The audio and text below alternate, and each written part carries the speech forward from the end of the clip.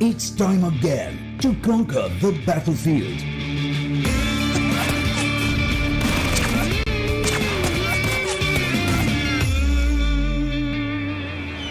"20 squads, 16 days of action. Fight for the top 2 spots. More than $200,000 on the line. Get ready for the PMPL South Asia Season 2.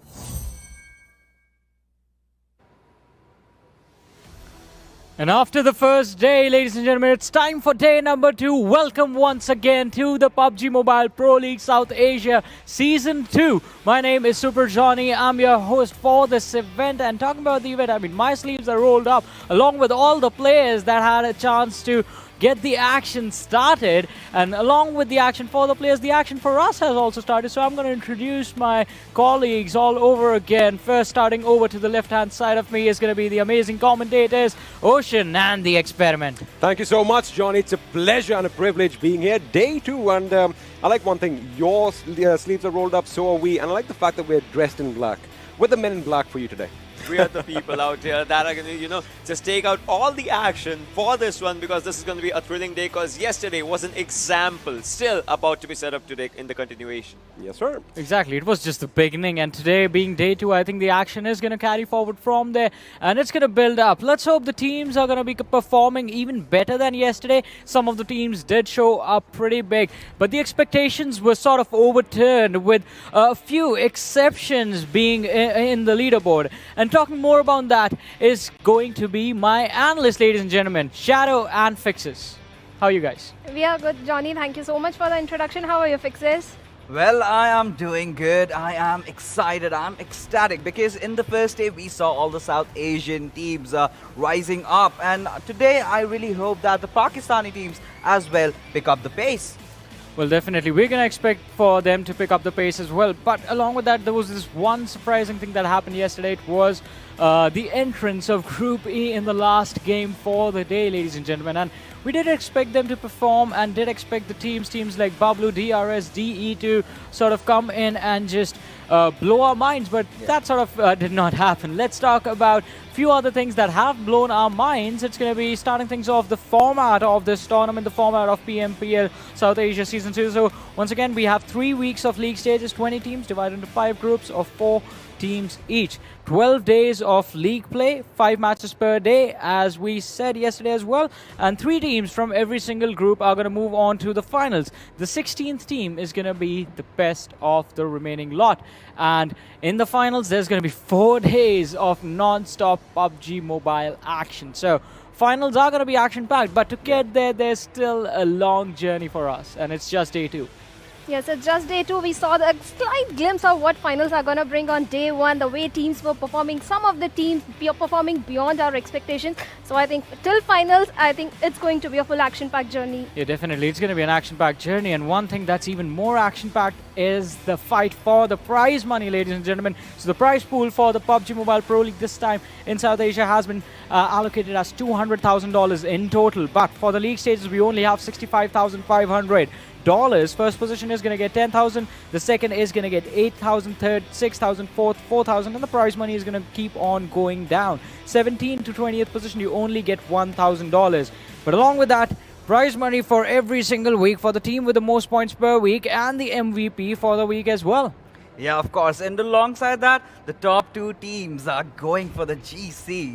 That's a thing about also. And of course, that's a lot of money on the line. The teams definitely want that. But alongside that, they are fighting for that reputation to be the best team in South Asia. In South Asia, and then if you qualify for the Global Championship, you get those 2 slots for the Global Championship. You're going to be fighting to call yourself the best in the world. Yes, definitely. There is going to be a chance to become best of the best in the world. So let's see which of the 2 teams are going to be competing over there. But there's still a lot of time for that. Yeah, there is a long journey. And to move forward in that journey, you're going to have to do something that is earn points in every single match that you play. And earning points this time is a little bit harder because, well, the point system has been revamped, ladies and gentlemen. And we have the new point system that we do see it in action these days. The first position only gets 15 points now. The second gets 12 points. The third gets 10 points. Fourth gets 8 points. Points keep on dropping, 13 to 16. This time you get 0 points for yourself. But one thing that is responsible for all the action that we saw yesterday and all the action that we will see today and in the future is going to be 1 kill, 1 point.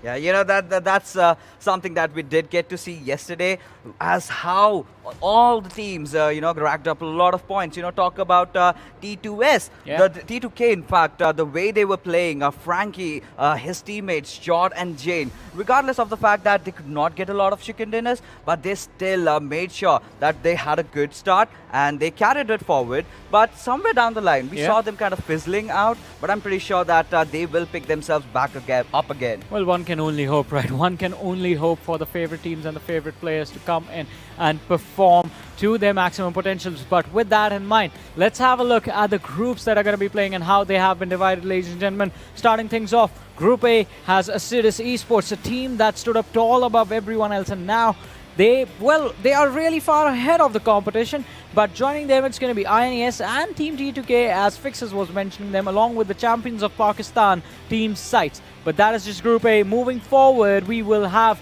a look at Group B as well, where we see PN Crew joined by Abrupt Slayers, 7C Esports, and R3D Esports. Yes, definitely. R3D we saw yesterday, they were struggling a little bit, but Abrupt Slayers, they performed really well in the scrims, and they tried to perform yesterday also. In one of the match, they got 10 kills in their favor. So let's see what they are going to today. And if we talk about Group C, in Group C, we have team Venom Legends. We saw Venom Legends perform in this one of the send-off map. They were trying to rectify their mistakes also, but we'll get to that later. Then we have team ElementriX, FutureStation, which was, if we talk about consistency, they were consistent, and that's why they were at the second spot and the overall leaders also at one point of the time. Then we have 247 Gaming. They were struggling yesterday. Yeah, they were absolutely struggling, with the name that they have built up for themselves. That was a bit, kind of off the grid. I expected a lot more from them. But as we move forward, Group D, we do have A1 Esports. They've been doing good. They've been up there. But PAINxELMT, my, they have been struggling. And VTNxJyanMaara, they've had a few good fights, but they can still do better. But Stalwart Esports, they did show us a lot of grit and determination. But, it was those Pakistani teams that we have such huge expectations from. And when they kind of mess up, it hurts a lot. But as we move along further, Group E, well, the group of death, like Johnny loves to call that. I mean, Group E, Team Bablu, DEADEYES guys, DRS Gaming, and High Voltage also in there. This group is going to be action-packed. The best part is we're going to see them playing all day today. Yeah, so, of course. Yesterday, the map in Sanhok, we did witness DRS, they were playing really good. Yep. But one thing that they did not really have in their minds that they had to get inside the circle. They were picking up a lot of fights, but then again, they kind of messed up while getting inside the zone, and they have to rectify that. And also talking about Group E, I mean, it was the fact that the other groups had been playing the entire day. They weren't warmed up enough. But today, they're going to be playing right from the get-go, right off the map. And I think that's going to allow this group the opportunity to sort of get into the zone little by little. And then maybe towards the end of the day, they are going to be stepping up like they did during the scrims. But it is going to be quite an interesting thing to see what they plan to do in order to come back.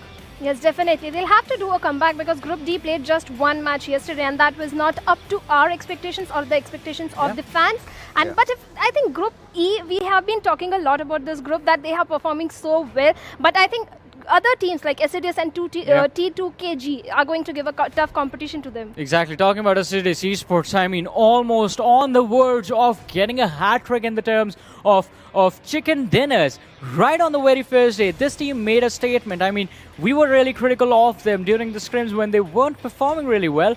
And yesterday, they almost shut all our mouths, I have to say. And individually, be it in the team fights, be it players clutching in some crucial moments, this team, they played really well. Almost got the hat-trick over there. And even if you talk about the Vikendi match, well, they were just over there. They could have really made it, and things were kind of a bit sketchy out there. But even in Sanhok, they were doing so good. And we do see some glimpses from yesterday's games. The Assiduous Esports, they were just there every single time. Z1 Crazy, he had surprised me. The way he played in Vikendi, the way he went up against the players of ElementriX, had gotten them pinned down, did not let them get inside the circle, and in the final fight against Team PN Crew as well. So it was the card stacked against them. PN Crew still had the higher advantage, but they took them down. They got that chicken dinner. They had a huge morale boost for them. And I am expecting higher and even better things from this team.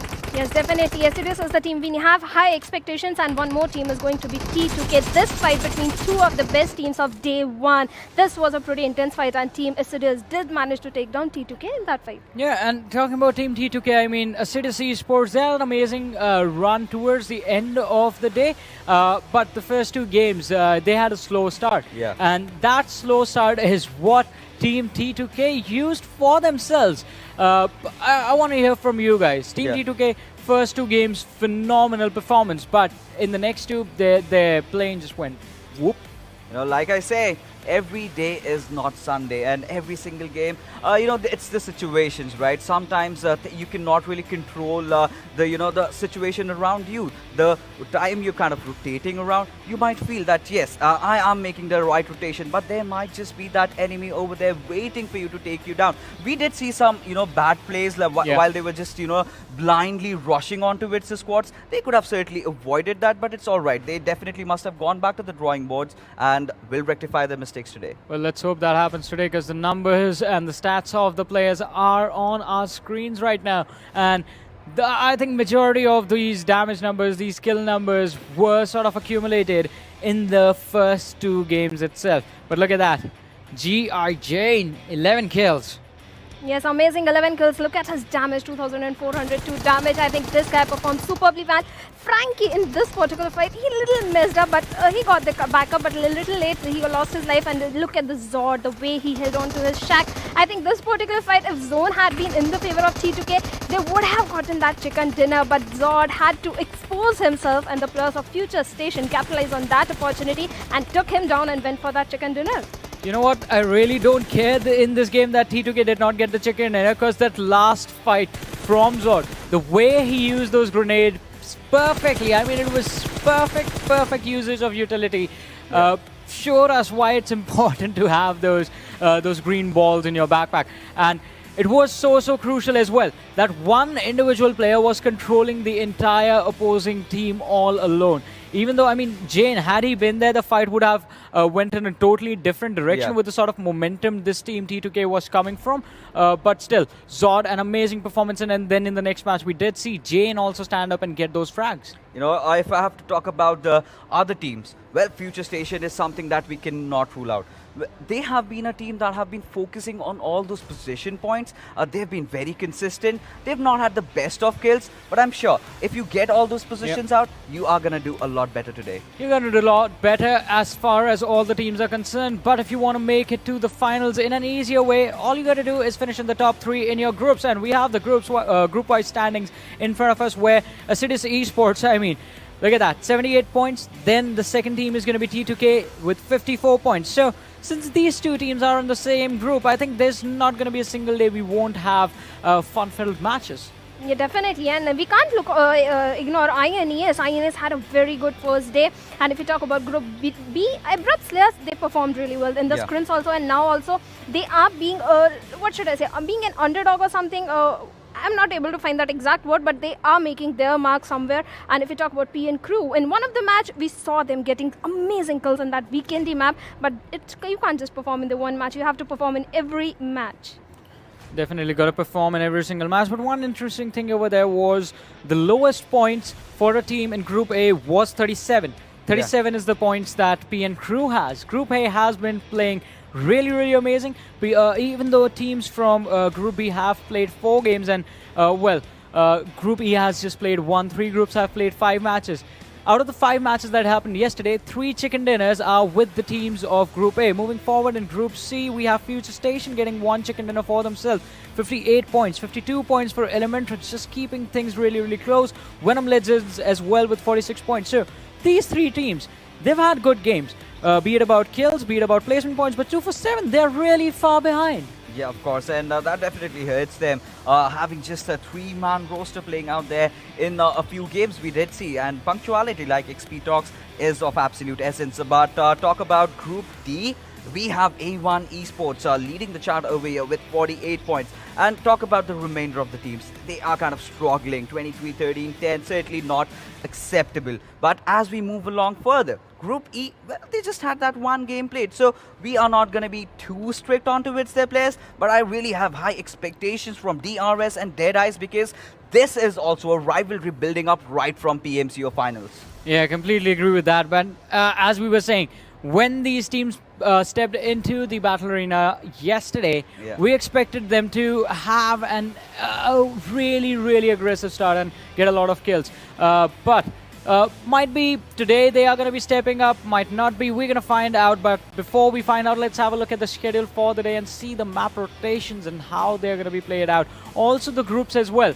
when are the groups going to switch? We're going to see that on our schedule, ladies and gentlemen. And it's going to be quite interesting because today, Group A is going to be taking a rest in the last 2 games of the day. Before that, match number 1, which is going to be on Miramar, match number 2 on Vikendi, and match 3 on Erangel. We're going to have the groups as A, C, D, and E. For match 4 and match 5, the Miramar and the Vikendi matches, we're going to have B, C, D, and E. Okay, after this, after looking at the groups and the schedule for the day, I want to hear from you guys first. What are your expectations going to be from the teams? I think it's going to be a little slow considering we have 2 Miramar and 2 Vikendi. In Sanok we have seen it's a fast-paced map. Players just there is a fight always happening in that particular map. But yesterday we saw in Vikendi was also full of surprises yesterday. So we have to see how that is going to go. But I think it's going to be a little slow fights in the starting at least. Right, what about you? Well, talk about Miramar. I think it's going to be DRS Gaming. I think the high ground has to be of absolute importance. And whichever team does take that has a good chance of winning. All right, so I'm going to do one thing. I'm going to step off my high horse right here and I'm going to move forward to the other side of the desk with the amazing, amazing casters because I want to hear what they have to say about this as well. Experiment. Well, first of all, Johnny, you are way too kind. I appreciate that. And, you are kind of putting us on the spot right now, don't you think? Because he wants us to pick a team. All right, Ocean, you started off. I want to pick a team. If it's out there, I would say I want to pick a group. Group E will be the one that, will be dominating the whole day. It is possible because they are going to be playing all 5 games today, so we might just see some momentum build up. But again, it's too early to tell right now. Oh, well, that's the thing, right? It's going to be the game of momentum. But I'm going to let you guys handle things from here because the action is about to get started. Thank you, Johnny. Alrighty, ladies and gentlemen, now this is what you have been actually waiting for. I know you like all our talks, but I'm pretty sure you want us to get off and you want the match to start, so we are not going to make you wait any longer.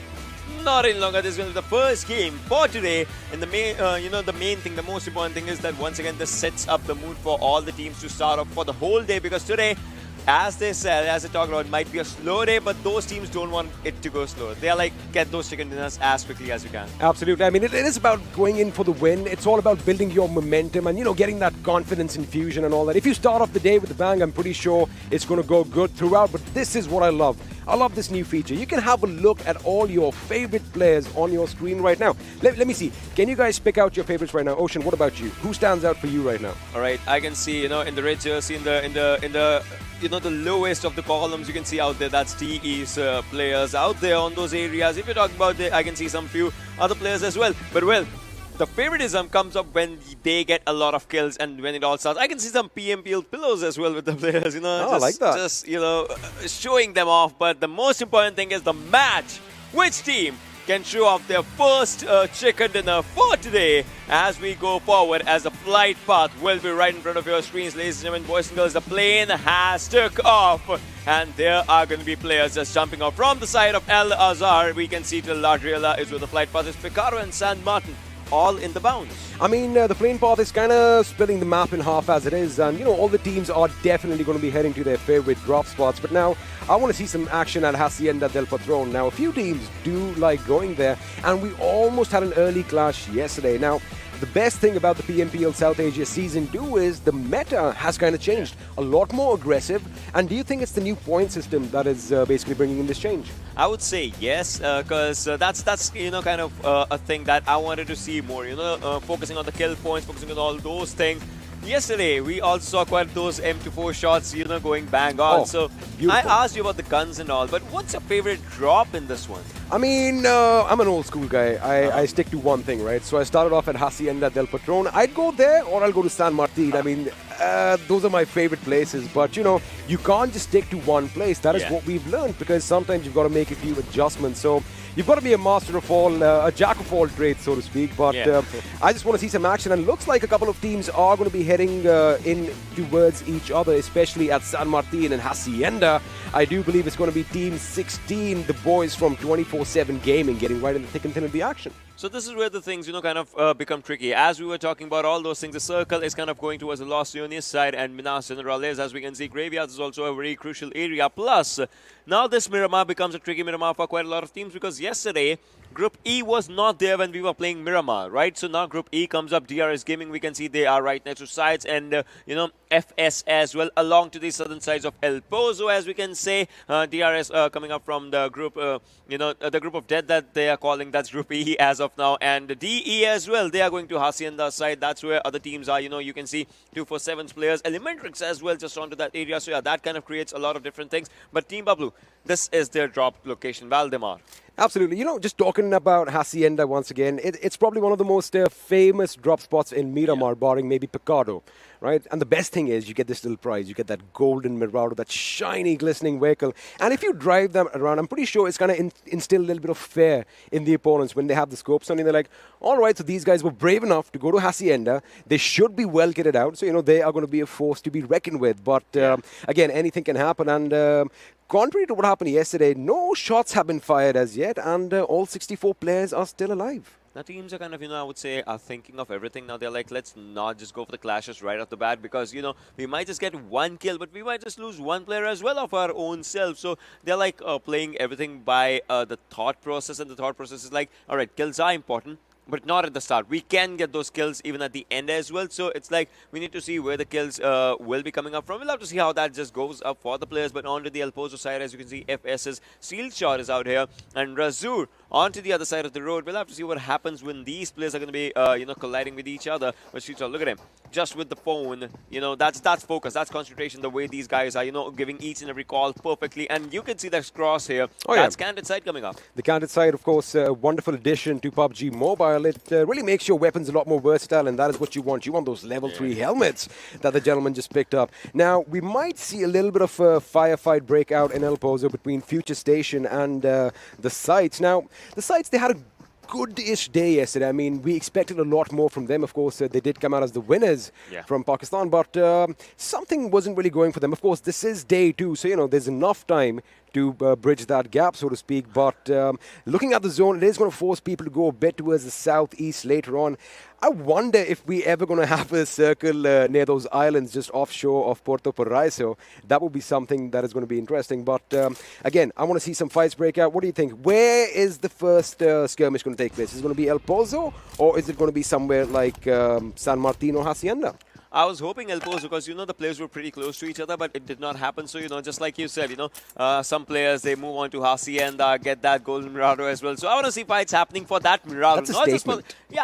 Not just for the kill points, but also for that bragging rights of that Mirado. We took it. We did not just, we are not just driving it. We snatched it from other players. That's one thing I would want to see out here. So those things might just happen. But the central-ish area of the zone, that's where Lost Zone is. That's completely empty, except for one team, that's A1 Esports, the team that had the final chicken dinner. Yes. Absolutely. Just talking about the golden Mirado again, I'm pretty sure if I saw one of my opponents driving it, first of all, it's a massive target, right? Because you know where those players have been. Eye. It does catch your eye, and it shines so bright as well. But I don't know, I'm going to be one of those jealous kinds who's going to just let a few shots in, damage that vehicle, because, if I can't have it, no one can have it. But anyway, let's have a look at the map right now. And I was talking about the zone. I wanted to shift a bit towards the southeast. Maybe those islands might come and play. Can that happen? Can you conjure some forces from the future and make that happen, Ocean? I would say rarest of the rare case, but look at this. Your call, my friend, your call. 24/7 has that golden thing out there just flaunting. It's just, it's shiny and fresh just out of the garage now with all that paint job being done. But now it's time to move, and the movement is coming up. And look at that muscle power. I'm pretty sure they're going to drive this car. You got to take it easy. No, don't scratch the paint. You cannot scratch the paint. This is an excellent vehicle. But anyway, 24/7 over here. They haven't had the best start to this tournament. But again, it is day 2. So, we can give a little bit of leeway to all the players that are participating. But right now, I do believe 24/7, they're just going to make sure that they get all their players together and head over for another... Well, another Mirado. First of all, if you are driving the goal... Oh, no. Catching the eye, mate. Catching the eye. That's what we were talking about. Somebody has spotted it out. Well, somebody did spot it out. And the maximum damage was done to that Mirado only as of now. We'll have to see, because so far, nothing bad is going to happen, because the vehicle was put at the right place at the right time. But for now, 247, they know the targets, but they don't know the names. DE's out there. And DE had a decent day yesterday, but 247, not so good. They are in the groups. They're the last team. They need to step up their game, and this might be the match that they need to do it. I mean, let's see if they do make a statement. But again, you want to get into that rhythm. The first game, you kind of just test the waters. That's what we've seen, except yesterday, because teams like D2K and Venom Legends, boy, they pretty much wiped out half the server between themselves. So, I mean, anything can happen. This is a different Miramar from yesterday. We should have seen a couple of bodies drop by now. But again, it just means there's going to be more action later on. So I guess it all works out in the end. But as far as DE go, they're like, you know what, we took a few shots. It wasn't a viable position to shoot from. They are going to go in for a better position. And, well, I guess we are going to have to wait for that first knock. We are going to have to wait for that first knock as we speak. But as of now, you can see 7 minutes and 20 seconds on the clock right now. Just think about right now, as we see, and the first zone is coming up slowly and steadily. The first zone, not so bad of a thing. But on to the other side, you can see SCYTES is one of the teams that has to go from El Pozo inside the zone. And I would say they have a really open area. Team Bablu can go for the southern rotation. SCYTES can go till Picaro. There, no one's contesting them, so those teams are good. But Assiduous, this team has had impressive day one. They just need to do one thing, and that's, continue it forward. Absolutely, and they almost got that treble yesterday, which was just something insane. And talk about setting records. We've already had 19 kills. We almost had the big 2-0 yesterday, courtesy of PN Crew. And Assiduous almost getting away with that hat-trick. So I'm pretty sure the bar has been set really high this time around, right from the get-go. That is something that is quite exciting. But over here right now, we have A1 Esports. They have the lower ground, while Assiduous Esports definitely are going to have a little bit of an advantage. But then, there are pros and cons to everything. Yes, you are shooting down at your enemy, but then you can get spotted from elsewhere as well. Can we kind of say Kurkure has a black ghillie suit or something? It does look like it. Yeah, that's kind of like it. But well, A1 Esports. So this team, all right, I want to ask you, how do you see this team? Yesterday's last game they had a chicken dinner, but then how do you want them to continue it? Because last game happened yesterday. Now it's first game, so momentum kind of breaks out and all this. No doubt they practiced, they had those team meetings. But what do you think that they should be doing right now to have that chicken again? See, of course, practice makes perfect, right? And that is very essential for anything. Whatever you are doing, you need to practice. But we'll come back to that point in a second, as a few shots have been fired. And by the look of things, Assiduous' Kurkure is trying to let some lead off in Shocket's direction. But they are going to spread out. Now, talking about A1 Esports, yes, they did win that game yesterday. But they were always in the thick and thin of the action in all the games. So it's not like, it was a luck factor or something that came in. But of course, they did get a little unlucky as far as the zone rotations and all go. But I do the job done. Hopefully they will be getting the job done, but they are against ASE, the team that was deadly yesterday. I mean, almost the third chicken was theirs, and that was, back to back. But well, I'll tell you one thing. So Fixus knows about it, Joy knows about it. There's a curse of 3 chicken dinners. Oh. If you get 3 chicken dinners, after that, your gameplay kind of just falters out. We have seen that happening. Maybe it's because you become a bit too complacent. You're like, yeah, we got 3 chicken dinners. You know what I mean? Yeah, but in scrims, this happened with DRS. They had 3 chicken dinners. They were at the top on the day 1, day 2, day 3. No, they went down. And same went with ElementriX as well. Just a bit, but ElementriX obviously was performing really, really good. But it kind of comes down to those things, 3 chicken dinners kind of, throws you apart. That's kind of a curse. I guess it kind of depends on whether you really believe a lot about, voodoo or all that kind of stuff. But let's see if we can try to break it. Maybe some team might just get 4 chicken dinners. We'll have a look and see, as PAINxELMT's Luffy is trying to lay down a few shots in the direction of INES. And looks like Dare actually got torn apart a little bit. He is low on HP. Definitely took a few shots, but looks like he is behind cover now and is going to have enough time to recuperate. The zone, unfortunately, moved a bit towards the northwest, which is kind of disappointing because we're not going to have any island play there. We have the circle on our screens right now. Everyone is pretty much inside the zone, barring maybe a couple of teams towards the south. But Luffy is still relentless with that mini 14. I still love the way these players are still playing, right? No casualties yet. I mean, there were some shots fired up when we saw Golden Mirado. There have been some shots. You can see this guy, Luffy, has had 20 damage for himself. So, but still, as of now, no casualties. That means all right. So this comes down to one thing. If you get knocked, that's obviously your mistake. But if I finish you, then that's a big mistake on your side because you were not able to get inside the cover. Talking about knocks, there you go. Pikachu goes down. Pikachu is down. Somebody definitely needs to come and help him out. But again, these fights are going to be at range. So, those revives are definitely going to be possible unless, you get caught out outside the wall. Then it's going to be a tough time crawling back on your bloody knees. But looks like Pikachu is going to be picked up. There you go. And Gyalzen took a few shots as well. So, again, a long trade-off. But both the teams are from the same group. We were talking about Group E, right? Yesterday they just started with one game, but today they'll be having that momentum. Like all the 5 games they're going to be playing. So do you see some shift for these teams? Like, do you have any expectations for these teams as they started with just one game yesterday, but now with all the games for them? Now, you bring up a really good point because they did play that one game and none of them made it to the top 10. Yeah. So they got eliminated early on. Now, there's 2 things that I can say, right? A, of course, momentum matters. Now, as a player, you know this as well. You have to get your hands warmed up, so to speak.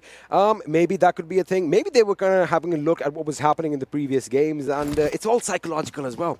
The mental aspect of this game is super crucial, which I think people are understanding now. You have to be mentally strong. Skills, yes, they do matter, but a lot of us can point and shoot. It's how you make up how you basically traverse around them. That's what makes winners. So let's see. They are having a lot more games today. Let's see if they come up with something special. Once again, you know, all 4 players are surviving. Then comes down to communication as well. Because in this game, all right, it is not a gun. It's a responsibility just lying outside the zone, just a bit outside the zone. And this team, Bablu, right next to it as well. It's a responsibility for you. For me, it's a BFG. You all know the acronym. Look it up. If that is what it is, I mean, it is a responsibility because you can't be wasting that ammo. And I cringe a little bit harder when, you know, somebody just fires a few shots and misses. It's like, nah, you have to conserve that ammunition. Even if it's your opponent, you're like, just give it to me, man. I'll kill you with that. I would gladly run around a map carrying 40 rounds of the AWP, but I will not shoot them because, you know, they are precious. But anyway, we have a little bit of competition over here. Who's going to get their car in first? And it looks like High Voltage, they have kind of capitalized on a situation over here. Looks like Huni is laying down some lead in Gurkure's direction. And now, as the teams are coming closer and closer, we are going to have some fights break out. Water goes on. Teen Wolf might be the next going out there, but no, blah, blah, blah is out here. And I know you love his name, right? We'll discuss about that as well. But Teen Wolf is still moving, still unfazed with everything and blah, blah, blah. Just sits out there, has nothing for his damage. It's like I'm watching Twilight right now because a vampire is going up against a wolf. You get what I mean? Yeah, but Havoc might be the first casualty going down here as he needs a revive. And if Assassin goes down there, Muffin's going to be shooting him. But no, Tyr goes down by his own self. But Yashiro becomes the first one to go around as Gunnar gets the first blood for himself. As we see Orochi becomes the next one. What's happening? I think something went wrong in transition. They were rotating, they got caught off, and all those explosions took them out.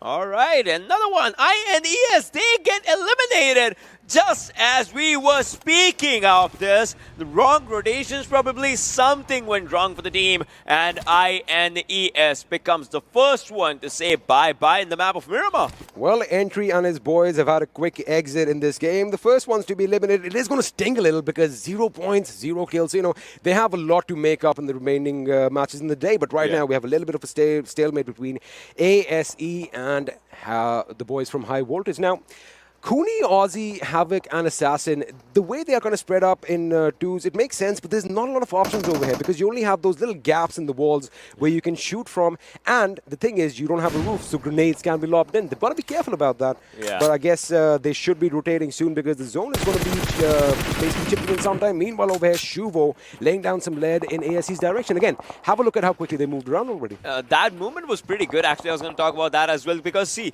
they knew that there were players that will be having their eyes on them, but the movement was crucial. It was important because the circle is also coming out from one direction, and we are down to 15 plus minutes. Yesterday, we had like, what, 11 teams surviving at this time? Now it comes down to how you're thinking. The thinking capabilities of these teams is incredible. DE on one bridge. Tyrant is stuck in the middle as there's ElementriX is blah, blah, blah onto the other side. So Tyrant, if he has to get out of this one, he might have to perform a miracle, and that miracle might not happen as they are at the edge of the circle as well for now. Well, he might be a Tyrant, but looks like he is in a bit of a pickle right now. I'm pretty sure he can't really move around because that would give his position away. Have a look at this. Venom Legends, they have their vehicles. I like the fact that they have 4 vehicles at their disposal. That means that mobile cover can come up anytime that they need it. And have a look at how they are in a little bit of a crater over here. I like the fact that, you know, they are properly dug in. Yeah. The zone has kind of shrunk in on itself while T2K's Frankie is going to unload on High Voltage as Assassin goes down, and elsewhere, Ghost is picking out Mafia Ninja. Mafia Ninja, DRS is in a bit of trouble as we speak and plays his zone's also taking down players as Havoc goes down as his HP was pretty low in the situations and he needs a revival, but will he be able to get that? That's a question. And T2K's T2K's players are also looking good for the movements if they can go for it, but no, Bablu Tyrant, he wants to take up a fight against ElementriX, but Mr. Yozu, a good grenade coming right next to him. He has to move forward onto the other direction. Mr. Yozu is also safe right now, but Tyrant, oh my goodness, the teams are looking good, but Bablu and Pikachu onto this side, can they take up the fight? Look at that grenade going just in the right direction, but it was a bit overshot as we speak. Mr. Yozu can put up the perfect pressure from the left-hand side as Nang has to move in from the right-hand one. I mean, I think that little rotation is going to come, but have a look at how Pikachu and Tyrant are up against a steep cliff over here. That is little advantage that they have. The other players have to come up, but they are pushing it now. Blah, blah, blah goes in with that AK, with that Sonim, who actually gets the knock on Tyrant. We have ElementriX on a little bit of a rampage over here. Sonim is still taking shots from Teen Wolf. Ooh, I thought he was safe. See, that's the thing about Miramar. You think, you presume you are safe, but then again, you don't know where you're getting shot from. So that is going to be a bit of an issue over here. Elsewhere, Giro Fair from JyanMaara has opened up on PAINxELMT as Dark gets knocked out. The best part is ElementriX is taking fight onto the the downward side, but there's Teen Wolf onto the other side who's actually trying to suppress them, and he's doing it decent. They lost Sonimaz in this situation, but now a Code Zero. Aussie goes down. Blah, blah, blah. Shot, shot, shot. That's what he's doing out right now. But Dani's grenade takes on Frankie. Luppy takes on Gunner as we speak, and blah, blah, blah. Just obliterating the competition. Knock, finish, knock, finish. That's what the guy is doing perfect. But no, Dani. This is Team Bablu that we all know and have seen as they are moving forward. Look at this. He's moving forward, has an Uzi in his hands as he's moving. He's like, I don't need a backup right now, but if you're coming, it's always a cherry on the top. It's always going to be better when you have your backup with you, but he could have moved in, done some damage elsewhere. Ghost is still going to be fighting it with DRS as AJ goes down. I want Crazy gets knocked out by Venom's Prophet. Meanwhile, we're going to join Evil Eye. He's shooting in that smoke. He knows a few shots connected, but he is going to go for that revive. Plenty of cover. He's got the tickets, he's got the bushes, and he has that pickup truck in front of him to block all those bullets. But now, I like the fact that people are falling. A lot of these teams have already been depleted to half their numbers. Assiduous, they look like they could be in trouble. Only 2 guys are standing. Oh, no. I saw your legs. You're going to be taken down, but now it comes down to this thing. That vehicle can get a blast on its own. Selmuffin just, popping up those first hit, but Hanel is the one who's actually creating pressure. Kurkure has been taken down by Rohan, but Assiduous again is in their element. We'll have to see how much kills they actually acquire by the end of the game and if they survive or not, as right now they have lost 2 players, they have 3 kills, but the number should be increasing slowly and steadily. Now they have to be one with the zone as they are at the edge right now, have to take up the fight, but Envy is taking down Malik as of now, and Blade takes down Dark. Bablu Dani goes down as C2K is on its obliteration as well. Now they are kind of getting themselves pinched in because they have teams on either side, so Assiduous, they have to be careful. Meanwhile, High Voltage is going to be bowing out in the 15th position. No kills for their names. Ooh, Muffin over here trying to see if he can catch the glimpse of the feed again, but Evil Eye is doing a little bit better this time. He's like, you know what, I see what you did over there. So let's have a look and see what's going to happen then. Meanwhile, I think they're going in for it. They are going in. Hannibal goes in. He moves a bit, bobs and weaves, gets that knock, and that's a squad wipe. With that, Venom Legends, one of the highest fragging teams from the first game yesterday, are out in the 14th position. I mean, he could not do anything, right? The circles also was going to go down, and then moving 200 meters inside the zone would have been a challenge for him. Bablu Tyrant, on the other hand, with that mini 14, takes down 1 player of the other team, but DRS and ElementriX. This rivalry is becoming stronger as we move on with the game. 5th circle going up, almost 20 minutes into the game as we see, but right now still 13 teams surviving. 38 players are out there, but look at so many teams who are outside the circle. They are outside the circle, and the thing is, most of the teams are playing on the edge. I don't see anyone in the center of the new circles right now. Meanwhile, Tyrant is going to be loading off on blah, blah, blah as he gets taken down, and Shifu is picking a fight with PAINxELMT, but on our screens right now, Tyrant, with that mini 14 and M4 combination, is wrecking havoc as far as DRS is concerned. And again, a lot of these fights are taking place along the edge. The blue zone is definitely going to play spoilsport. It is going to do that, Mr. But Ghost, on the other hand, he's actually having his name in the dominations list, as you can see. But Nima from DRS takes down ElementriX. Mr. User, this might be bad for ElementriX, but FutureStation is where it gets worse as this team gets eliminated as Badrip was the final one to go down. Jane, on the other hand, this is 3rd knock for Jane, but Stalwart Esports also gets eliminated. But right now, Bablu Tyrant moving forward, does not have a helmet, but has a gun, and he knows what to give the answer with that gun is a kill. Is moving forward onto Nang. Will he take him down? But Assiduous Esports gets eliminated, and this situation, look at this, Nang, 1 versus 1. The perfect cover for Tyrant is right in front of them. Goes for reload, will be going for the kill. Jump shot, rocket, look in the other direction. There it is. I mean, imagine if he had run out of bullets. That would have been really, really terrible for him, but he does get the job done. And, well, the Tyrant is going to be acting up, but a lot of teams just exited in quick succession. JyanMaara is out as well. We are now down to the final 7 teams in a matter of seconds. Only 19 people are alive. Assiduous is out. ElementriX is out. The big names are falling, and the kills are still going. Have a look at that kill feed over there. It is relentless. Meanwhile, Ghost over here with that M44X, that precision, getting the job done. Yesterday, 247, they had a bad day, but right now they were going for the placement points. Were not that much looking for the kill points right now, as they have just 2, but still, they were trying to go good. But Tyrant knocked and finished by T2K. Venom T2K. This team has had amazing kills yesterday as well in one of the games, but Dante, oh my god, the man might be burning if he moves a bit to the left or something. We'll have to see what happens in the situation. I mean, he is burning. There is a Molotov on his feet. Talk about Dante's Inferno. I mean, he is in his own hell right now. There is a lot of smoke cover around, so he is still kind of safe right now, but he's got opponents on all sides. I mean, if I was in his position, I would be probably talking to my maker right now and be like, you know what, here I come. Here I come, that's my crate. But Pikachu goes down, Team Bablu. Oh my god, they get eliminated on the 7th position. We are down to 6 teams. As you can see, 15 players alive, 247's players are also out there. But for now, it's just one thing. Which team is going to get on the top? I say SCYTES, because this team already has amazing number of kills for themselves. Have all the players. DE as well. They have 5 points in the kill factor. But can they make it to the zone? As zone should be the main priority as the circle progresses forward. Now, the best thing I love about this zone is it is out in the open. We're going to have a few ridges for cover.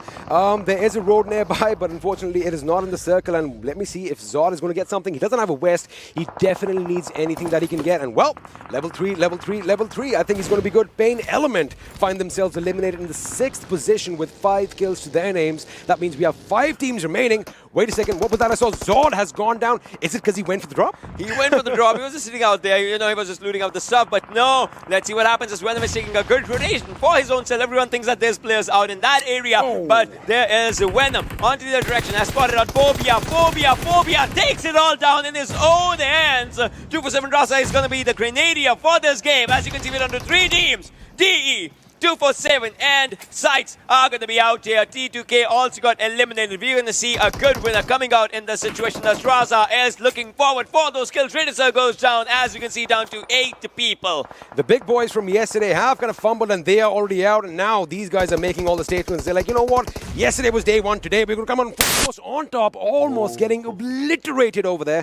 Deadeyes are still, I mean, Caster's Curse, right? Caster's Curse. We just said that, but again, you have to heal yourself quick. And look at that. Picture perfect. There's a drop in the middle of no man's land. Is anyone going to be brave enough to go and get it? 3 versus 4 is what it was down to, but 247, they don't want to stop right now. Deadeyes guys was 1 target, but now they are looking good for SCYTES. These both teams are from Pakistan region, and they are looking to win this one. As you can see, PMC a winner versus 247 out in this situation as it is progressing towards the final circle. We'll have to see what happens as Ghost gets a revive right now, but fights are still kind of in the mid-range. Well, let's see if Gaming 24/7 is actually going to help you win a chicken dinner over here, because that is definitely what the team is all about. But the SCYTES, man, these guys, they are putting on the pressure, and they are completely different right now. And the fact is, have a look at that mini-map. No one is in the zone barring the airdrop. I guess that is going to provide some cover as well. Think about that.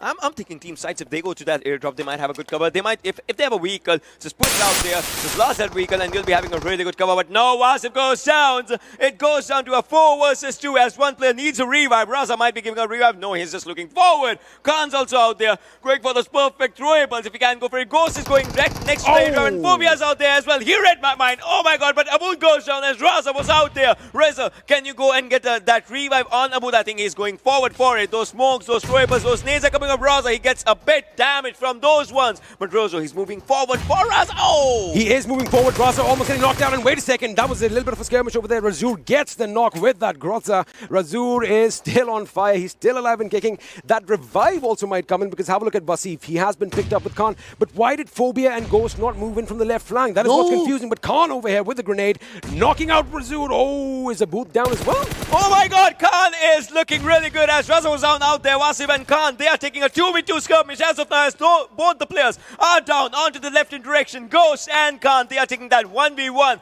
unknowing fight. Ghost senses it that there was a grenade. Phobia's onto the backstab. if he can go for it. But still, right now, it's one thing, who will be getting up on top? It is pretty much even Stevens right now because the 2v2 situation. Ooh, Vasif is on fire. You got to put those flames out. Drop and roll. That is what he's exactly doing right now. But SCYTES, they have the advantage and they are kind of fizzling out right now. They have been reduced to a 3-man squad as well.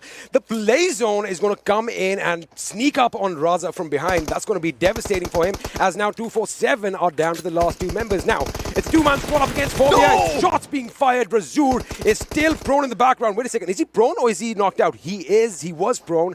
I mean, this is going either way. I think now SCYTES need to move in, get a little coordinated effort. Ghost is going to be the man of the moment, in my opinion. SCYTES Ghost, you have to move in, and he does, as SCYTES is the name that's going to shine out there, because they get that amazing chicken dinner in the first game. I mean, they've completely done a 180 from yesterday, because yesterday we weren't really seeing them this aggressive. Today, they are definitely making a statement, but a winner chicken dinner to a well-deserved team. And, you know, I was kind of complaining that there wasn't any action at the beginning. I'm not complaining now. That was a beautiful... in fact, I think 6 teams went out in a matter of seconds. Well, that matter of seconds was turning down to the final circles as we speak. It was a 2v4. Hats off to 247's players as they took it down to 2v2 as well. Those good grenades were good grenades. I mean, I think a little bit of miscommunication, because had that flank coming from the left, had it been a coordinated attack, it could have been a different situation altogether, but that is how the game went. And we're going to take a little break and we're going to see what our analyst desk has to say. But before that, we're going to take a short break. See you after this.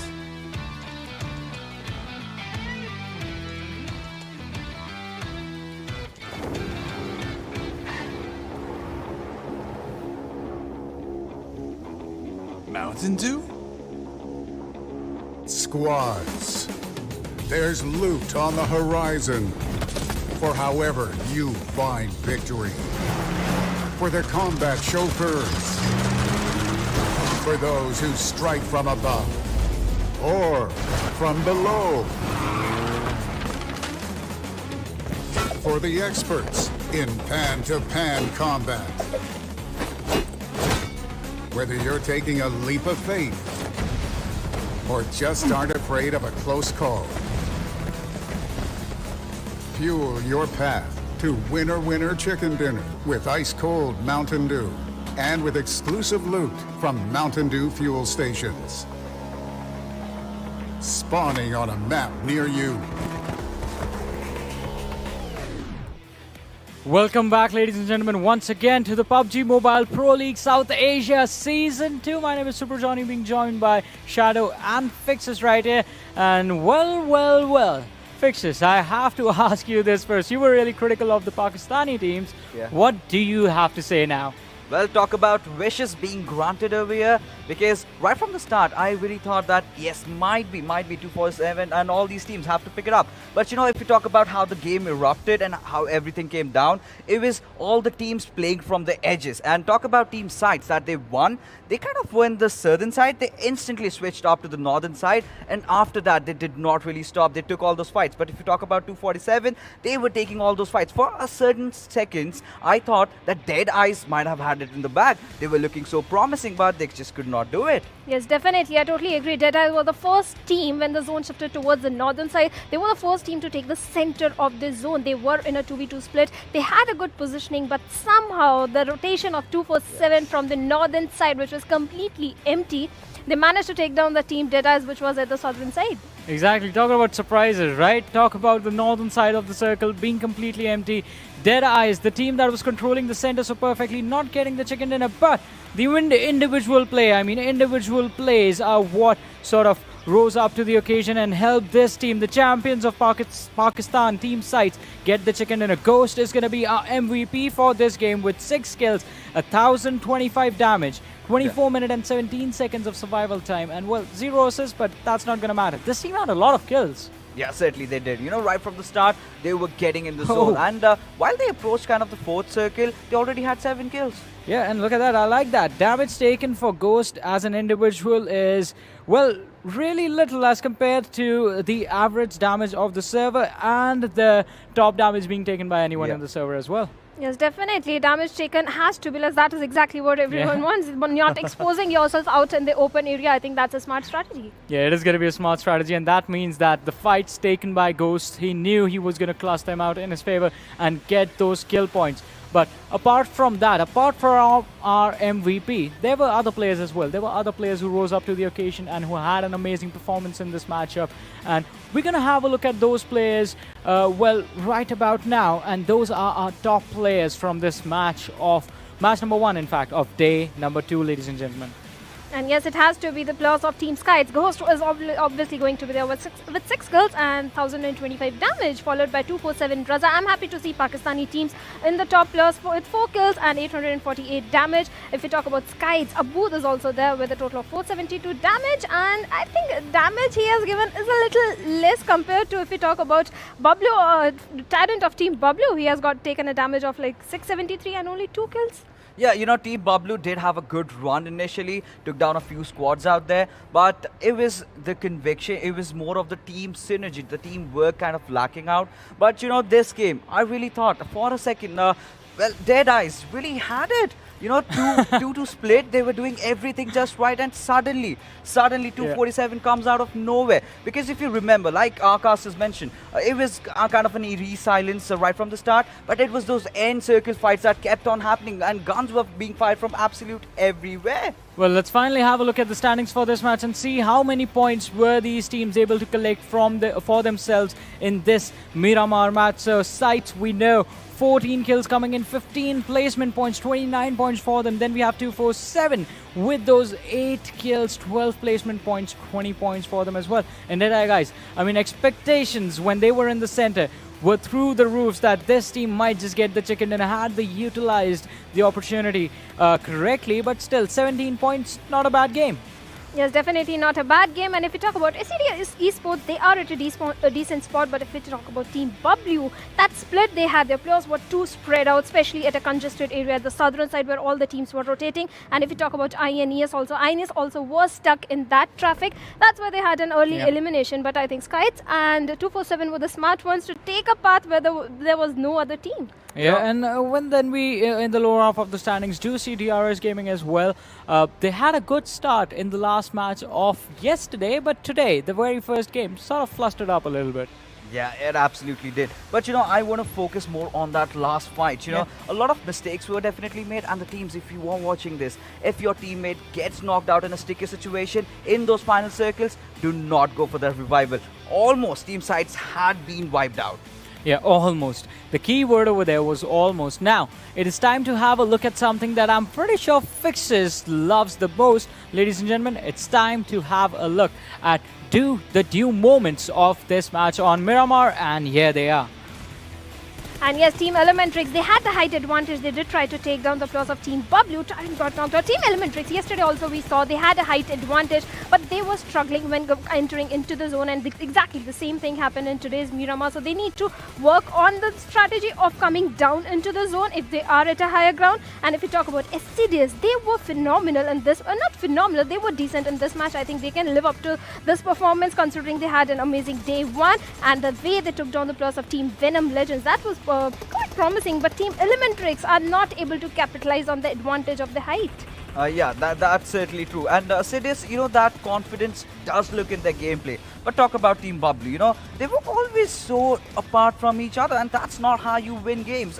Unless you're like a team like BTR. Look at that. There was no backup absolutely over there. And Team SCYTES, now they've gotten themselves back in. This was a much needed respite. And look at how 247 was controlling this entire fight against DEADEYES when it should have been the other way around. And they had to get inside the circle. DEADEYES were in a good position. And this last fight, right? This last fight, so much happened. You know, all those teams kind of committing for the revival in the final circles. And they were lucky, I must say, in those situations. Because had there been a few other teams, you know, it wouldn't have even boiled down to that. I don't think it was just luck. Over there, we did see Vasif also having a wrong read of his opponents. His opponents were rushing from his right-hand side, and he still assumed that they were towards the left-hand side behind the ridge. And quite an unfortunate incident over there, but still, I have to agree. 247, the the way they controlled the entire situation was pretty impressive, almost bringing the fight to an even situation wherein it was a 2v2 situation for a little bit, but then the revive coming in on Razor and then him stepping back in along with his teammates, just clutching out the fight in the right nick of time. Let's have a look at the damage histogram right now and see how the team fights went exactly for these teams, be it in the early stages, be it in the later stages, how much damage was being outputted, and oh my, 23-33 on sites, but not just them. Every single team had an amazing team fight. I mean, talk about A1 Esports, 956 on them. VTNxJyanMaara as well, 731 damage. Stalwart Esports, just 2 kills, but 797 damage. So the fights were quite extended. Yes, definitely. And if you look at Team Bablu, look at the damage. 1,435 damage, but only 3 kills. Yeah. Damage is not going to give you anything. You have to go for the kills. Yesterday also we saw the same thing. We were saying just go for the kills, confirm the knocks, because damage is not going to give you any point. Yeah, so far, one thing that I absolutely love is 247 and SCYTES have finally managed to get back into the tempo that they much needed. And as the games go along, as the day passes by in every different map, I think they are just gonna get much better. But one question I have for the two of you is gonna be about a team that we talked about before we started the matches today. It is going to be Assiduous Esports. They had the exit on the 11th position as far as this game is concerned, but they got 5 kills. Assiduous Esports, do you think if this momentum keeps on going, they only have 2 matches left for the day. That is going to be key. Yeah. Just 2 more games and then they're going to be taking a break. So do you think if they do not step back, they could be taken over? Yes, they have to perform. You can't just rely on the day one's performance. And if we talk about this particular map, the thing was they were at the southern side. First, initially when the first circle was formed, they used the same strategy as yesterday's. They had the center of the zone in their control. They were at the Los Leones area. But then the sudden shift of the zone, they were not able to enter into the zone. All right, now for the next thing, we're going to have a look at the schedule again and see the next map that's going to come up, ladies and gentlemen. And it is going to be the icy tundras of Vikendi that we are going to witness next. Match number 2. The same groups are going to play, A, C, D, and E. Going to be quite interesting because now it's going to be the opportunity for Assiduous Esports to step back and try and, well, just to extend the lead. But I want to ask you guys once again, and I'm going to do this the entire day, quick predictions.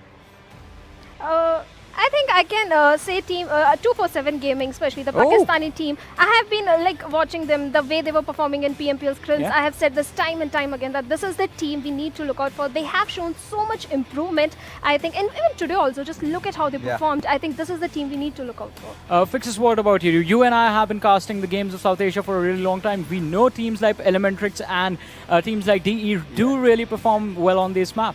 Well, for me, it's going to be Assiduous Esports because with the way they have won the Vikendi game yesterday, they certainly know how to set the tone in this entire map. And in the Miramar map, also, we saw that confidence coming out from the lads. Exactly. They were confident, but now it's time for me to step down from my high horse again and run over, in fact, to the other side of the desk to ask, well, the big boys, what do they think of the competition coming up next? So, guys, let's hear what you have to say, Ocean. I would say somewhere I'm still sticking to my thing. The group E is going to be outshining. Some team from that group will be outshining because now they're getting in that mood slowly and steadily. I mean, all our predictions for game 1 kind of went out the window because none of them really did that well. So, if you have to pick a team, I'm going to say DEADEYES, guys. Well, that's my pick for this game. That is going to be an interesting pick, DEADEYES, guys. I mean, both of you sort of agree on one thing. Group E, DEADEYES, guys. Yeah? Yeah, I mean, I think so. But Team Bablu, I mean, I expect so much from them. I want to see them actually, step up to the mantle and showcase what they're made of. So anything can happen. Let's wait and see what's going to happen in game 2. Exactly. Those are going to be the things that, we'll have to see. We'll have to make sure for some things because, now we are down to those chilly moments. Like literally chilly moments are going to be out there in this pros. Exactly. So I think I can roll this down, right? Well, for now, we can see all those players just lined up to see everything what's going to be happening as first game discussions will be over as of now. The teams that did a bit, not so good in the first game, we'll be looking for one thing that, that they need to do better in this one. Plus, there's one more thing, we saw. Now players are playing a bit slow, so now we can experience some of those sloth rounds. I guess it's like, when you start off on day 1, it's not like any of the opponents are new for one another because they've done all the scrims and whatnot, right? Yeah. But again, there's a lot more pressure now because Yeah. they're actually playing for something. Something is on the line. So I guess they did all the testing yesterday, and today they're like, all right, we can't really do this or just rush against Team ABC. So I guess it is going to be a bit slow, but again, it's going to be absolutely chaotic towards the end. And talking about those chaotic movements, those they might come up as, what do you think? They might just come up as those heal battles, probably? We haven't seen a heal battle, a heal off You haven't yet. seen a heal battle. Yet. Exactly, But anyway. yet. But well, let's see what happens as match 2 for the day is about to get started as we see and as we speak. The flight has started and the plane is in the skies, but the players will not be as if to hit the ground sooner or later as the flight path is going to be out there. I can see some areas of cement factory, and yes, from the backyards of cement factory is where we start to Bihar. Bowatra, Dino Park, Towa, those are going to be good areas. Villa as well, Castle as well. But let's see where the players go. A good thing is all the pre-game checks have been done, all the parachutes are in working condition, so no one is going to be hitting the ground and going splat. So that is, first of all, a good thing. All the teams are going to be dropping off, and of course, they are heading to their favorite spots. The plane path is kind of towards the south, but again, it's not going to make that much of a difference because Vikendi is, again, one of those maps which is just overflowing with vehicles. So again, a lot of ground to be covered, but the question is, where is the first circle going to form? Because that is going to dictate the rotations in the entire game. I want you to be, Sally Experiment Burger next time when it happens, because you're going to be the perfect pilot for these players as they have to go inside the water areas, probably because the circle has those waterlands. 70-30 we can call it. I mean, it's a typical Vikendi circle, isn't it? This is what Vikendi calls for. If it's a typical Vikendi circle, we can have a typical heal battle as well. And also, we might have a typical slot zone because I think everything is falling in place right now. This is something that people are going to be expecting. Yeah. Yesterday, Vikendi had action pretty early on, and then we had a little lull in the middle. But right now, Yesterday's circle was quite a bit northern bit, yes, it centric, was. so that's one of the things. But well, I would say this is good for these players because they'll be in their element of playing. that is kind of true. But talking about players in their elements, let me talk about Team Bablu and DEADEYES Guy, for example. Now, they are towards the eastern side of the map. They have a long way to traverse into the circle. The question is, since a lot of the teams prefer to, fight at the edge of the circle, fight on the periphery, that's going to be problematic because they're going to have hurdles to cross one after the other. Yeah, because they don't have to just cross the zone. They have to also cross one more thing, and that's, those bridge areas as well. Yeah. That becomes tricky for these players if both of them are just going for the rotation. I mean, DE has a good area. You saw them onto the northern Trevno side. They can just go from that area to port, just crossing those areas. But Team Bablu, plus, there's one thing. These teams are also from the Group E, so, the Group E has to step up. It's high time, but look at Muffin. He has to just stay here because that's with players of Team Venom. And he does not have a helmet or a vest. That can be a bit tricky, but Team Venom Legends, they just went away. Well, I guess he's going to wait for that car. He's going to get a visual. Now he knows the enemies have gone. I like it. I mean, I guess he just want to make sure that, they are going away. Had he had a little bit of a misfire, a little bit of a misclick, click, and, you fire a shot, then 4 dudes are going to be coming. It's going to be a little bit tricky, but right now, all eyes are definitely on Assiduous Esports.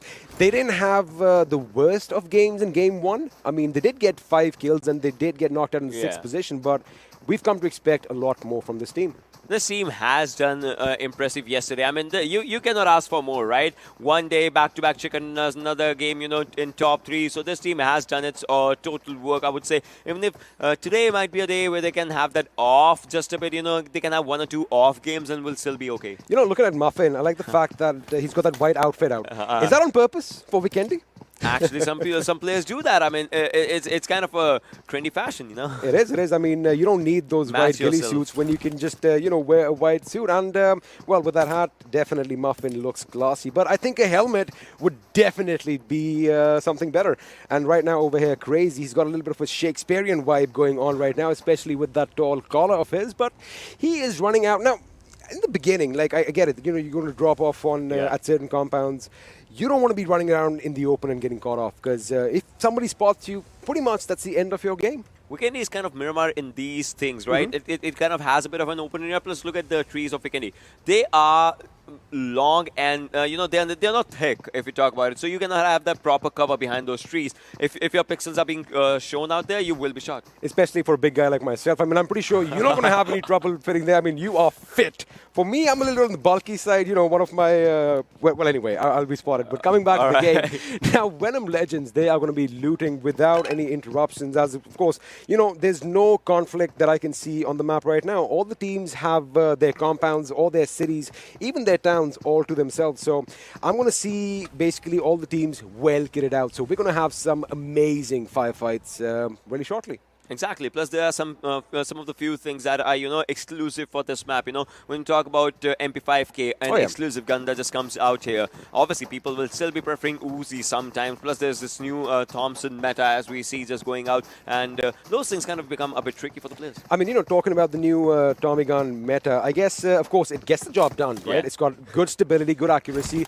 The bullets pack quite a punch, but also it's like you're going back in the 1940s. You're playing a gangster, and it just feels a little cool. It's like, what you got? I got my Tommy gun. So, I mean, I guess you can kind of have your fantasies as well, but that is a versatile weapon, especially since you could attach a red dot on it now. Yeah, and so, that changes the game if we're talking about it. For some players, that kind of breaks quite a bit of rules as well, because, they are going for the game. They're like, all right, we have an M4, we'll take up a fight, and then the guy with those 50 bullets can just take the mini M249, you can call it, the micro M249 or something, I don't know, but well, all right, so this is a bad day at driving.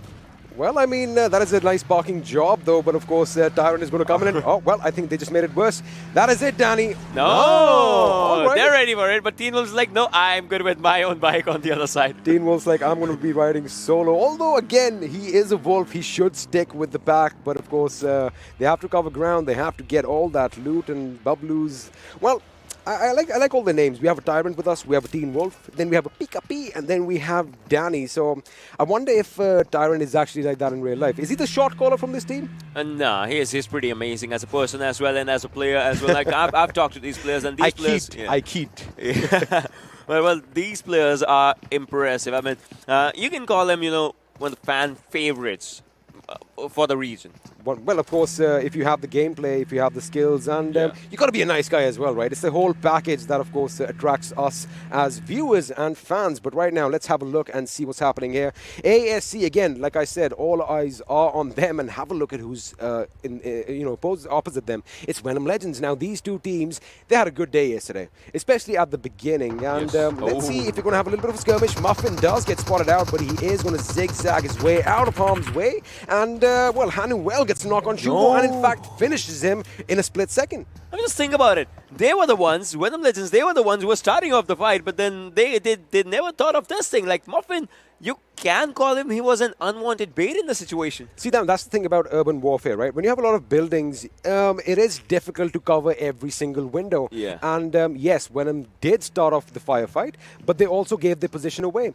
And you got to remember, on weapons like the PP Bison and any weapon in general, if you don't have a flash hider or if you don't have a suppressor, that flash fire, if somebody has good spotting, is going to give your position away. And that's what happened. Because his focus was on Muffin, but Hanuel came in and he was like, hey, what's up? I see you. Boom. 1 kill for his team. I see you, you see me. That's the end out there. Just, that's one of the things. But, well, CZ, so Code Zero, this team has also been, trying to perform pretty good because they were one of the most impressive teams in the scrims. But Cooney right now needs up a revive, has been revived, been popping up those first aids. So this is another, mid to long range fight that's happening. And that's where the slottiness kind of comes up for these teams. But for some other teams, you can see 2-for-7.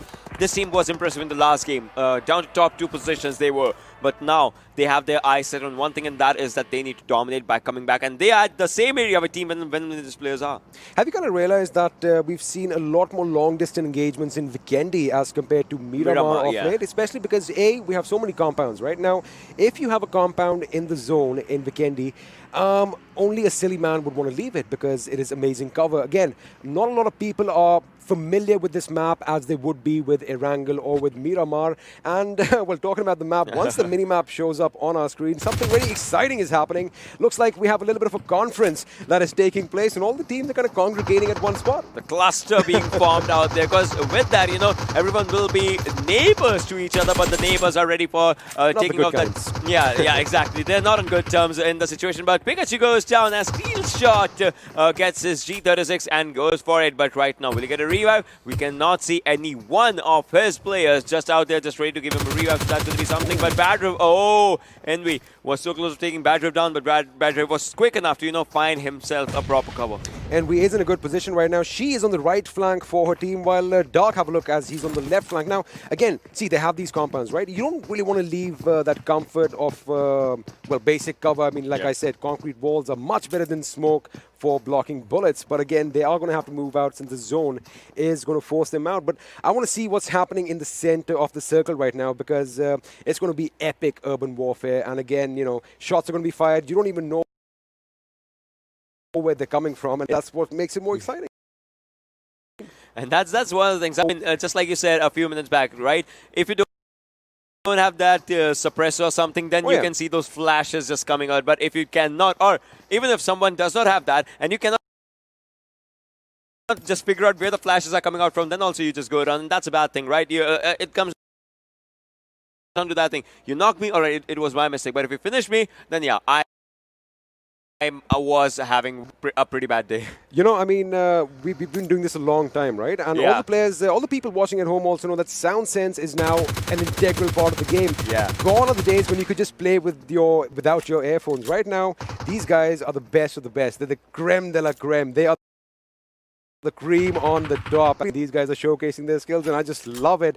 And why are you looking at me like that? We should be concentrating over. I'm just kidding. We like a little bit of playful banter in between, especially when not a lot is happening. But again, the zone is going to be forced onto this area where quite a lot of teams are each other's proximities, and that is when all hell is going to break loose.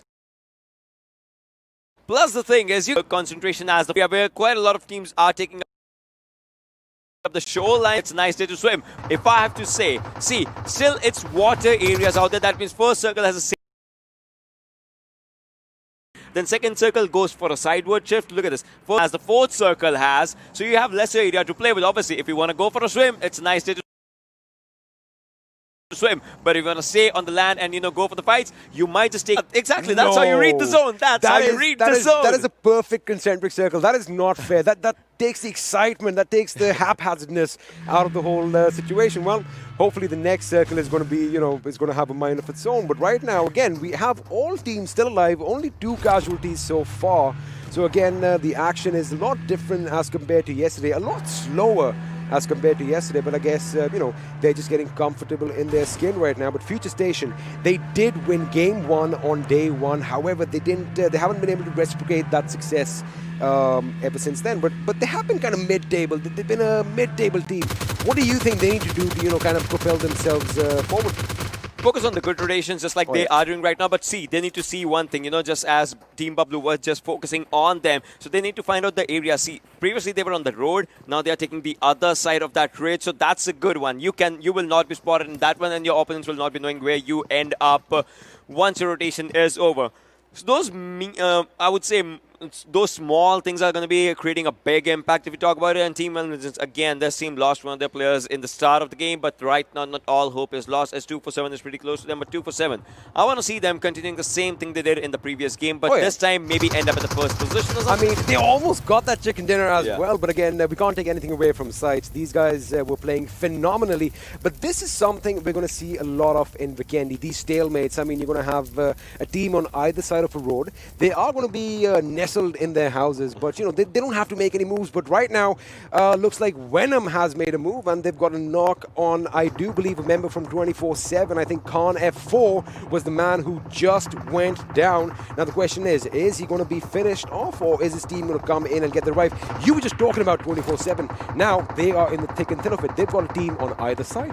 But this is one thing about Team Venom Legends, right? Previously also, they were the ones who were taking up the first fight, but their player Shua was taken down. So I want to see, alright, you have a fight, you see someone, but you don't overexpose yourself as well, because you are as, as I would say, being able to be taken down as your opponent is, because guns go either way. They do go either way, and that was kind of exciting. Well, not exciting, that was kind of a little confusing. There's a car in the living room. I mean, that's not where you normally park it, but I guess you do want to save your vehicle as much as your teammates because it is going to come in handy later on. But right now, again, I love the fact that we have an urban setting. We are going to have a few knocks here and there, like as you see right now, Nima took down Rafith from Venom Legends. But since no one's going to be pushing in, it's just going to be a trade-off. I guess it is going to work in one way. Yeah. You deplete the other person's medical supplies. Exactly. It can, and also not just the medical supplies. You know, the helmets in the West as well. Yeah, because apart from medical supplies, those are kind of important because those are something. But no, Raza, he might have been taken down. So, see, Venom Legends, again, they are looking pretty good for the fights. And this is one thing about the fights. The second circle is going to be forming up as well as we speak. So, this circle is going to favor a bit of the land side area. If it favors water, then the circle is going to be out here by the end sides. If it favors water, if it favors land, then you can see an inner side circle as we will be speaking. Those are just for the purpose of going against you right now so that we have contradictory things, it's going to go south. Come on, come on, come on. Please let me be right this time. It's going to be south of Vihar. It's going to be near Dino Park. I want to see some dinosaurs in action.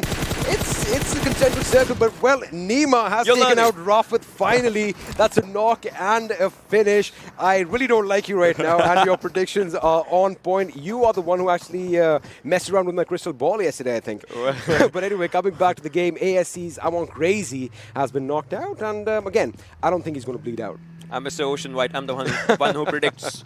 Well, but still, talking about all those things, as of now, you know, 1 minute and 30 seconds on the clock. So, talking about the sprays in Vikendi, it's one thing, right? Because the new guns just come up and they chime in. But Muffin, Muffin. He has to save one, and he'll be saving one. But Team Bablu, they might just, you know, go back for a U-turn. But no, they are just choosing to move forward. As of now, they have a really good area for themselves. So, your first shot is accuracy. Your second shot is accuracy, just better when you go for the sprays, right?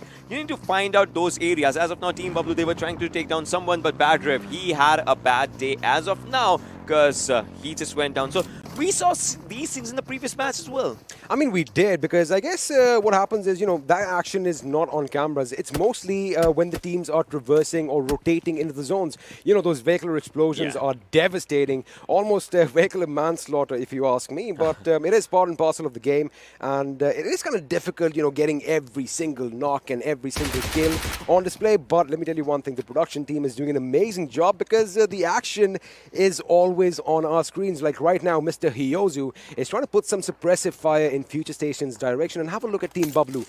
They kind of came and made those trenches their home, which, again, depends on where the zone goes. It might favor them. And right now, Assiduous Esports Muffin with a Groza.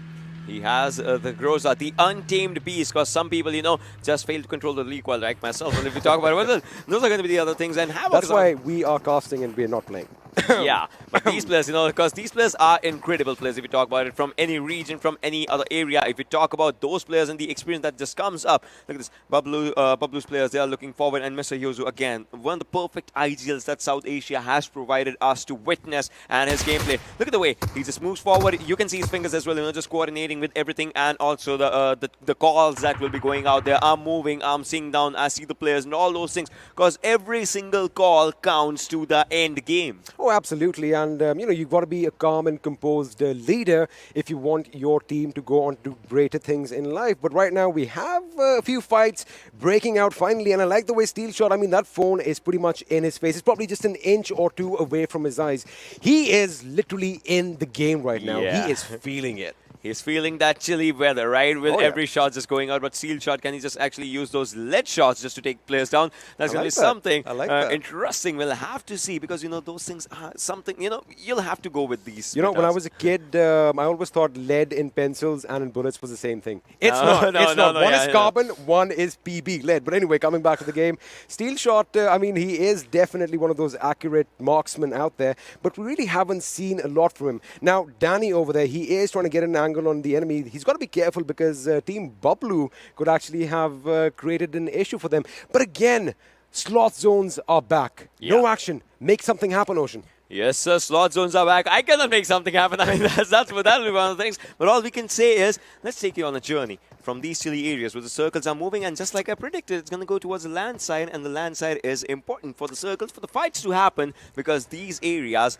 are just there for the teams who are in INES. The first game was not that good, but this time they need to get inside the zone. The next time I ever try to make a financial investment, I need to consult you and your crystal ball, because you are just spot on right now. But right now, Assiduous Esports, they don't have a lot of cover. They are on the edge of the circle, and Crazy is a bit separated from his teammates by about 50 to 70 meters.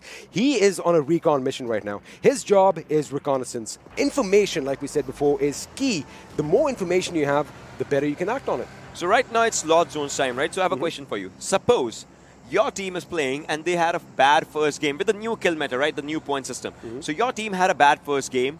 Now what would be your mentality to take them down to the second game right now? Because you might just go very passive, you might just go very aggressive, but the kill points, then 13 to 16, you get 0 points, all those things. Like, what will your mentality? See, whether you win or whether you lose, adrenaline is a factor that always kicks in. You know, we all us human beings have the fair flight factor, right? So what happens is it's all the mental game, to be honest with you. Because I've been in that situation before. I was part of a tournament, we didn't do so good, and it kind of had a detrimental effect on us. And our gaming went downhill. But again, you know, if you have that mental acuity, you can overcome anything. And these lads, they've been through the thick and thin of it. They've had their ups, they've had their downs. I think they are on our screens for a reason, because, you know, they do it a lot better than I could. Just like I said, that's why we are casters and Yes, they are players. I mean, it all just comes back out in this one, but we'll have to see. These players, who's going to be the last team standing, the last man standing, the last duo standing, the last trio standing. If it just comes down to that, it is going to be out there. But for now, Mewatra, Vihar, and a bit of Dino Park is something that's inside the circle. Rest other areas are going to be just open lands for the players to move in, move out, choose what they do. But 20 minutes into the game, and slots are just sleeping, and we are down to all the teams. You know, I want the zone to shift towards Dino Park. I want to walk with the dinosaurs. I want to see a Tyrannosaurus Rex over there. We have some Triceratops as well. I mean, anyone interested in dinosaurs out there? Let me know in the chat. But anyway, coming back over here, Evil Eye is going to be washing himself up a bit, because I get it. Ross loves dinosaurs too. And so do you. I mean, both of us, we're pretty much the same guy. But have a look at Venom Legends. They're comfortable. In fact, Evil Eye is in a warm bath right now. He's too comfortable. I mean, you know, it's like, all right, I don't even want my teammates to see myself, so I'll just sleep in that bath, you know, bathing tub or something. He's got his own personal hot spring. I like that, but Will, Dino Park is out of the bounds. I'm really sorry to say, man. And the circle is shifting towards Mewatra. So we just saw 4 central shifts. That means the next circle is going to go for a hard shift.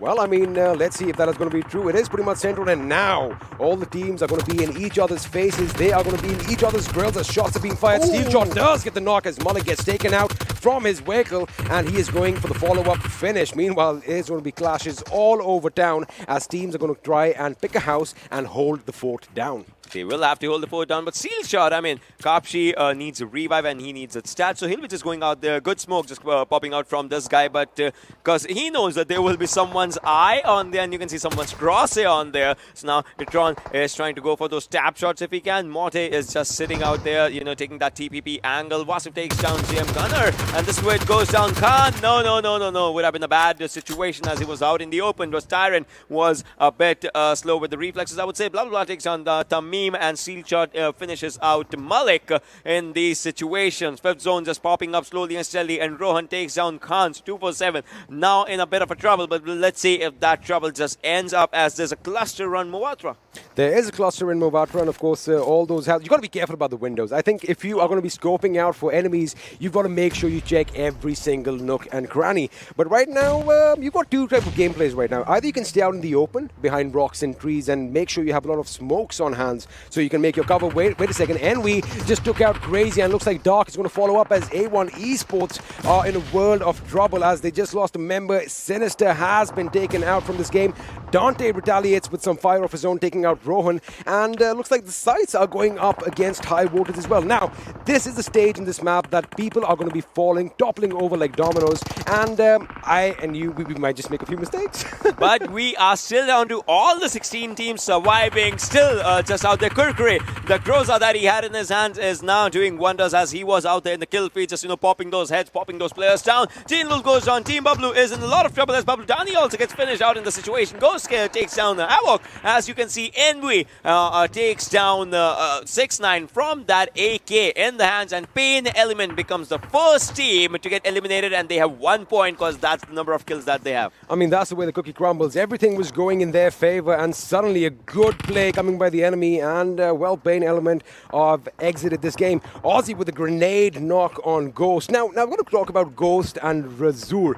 Now, is it Razor, is it Ghost, or is it Ghost, or is it Razor? Let's stick to one. Razor and Ghost. How about that? All right, let's go with Razor and Ghost. All right.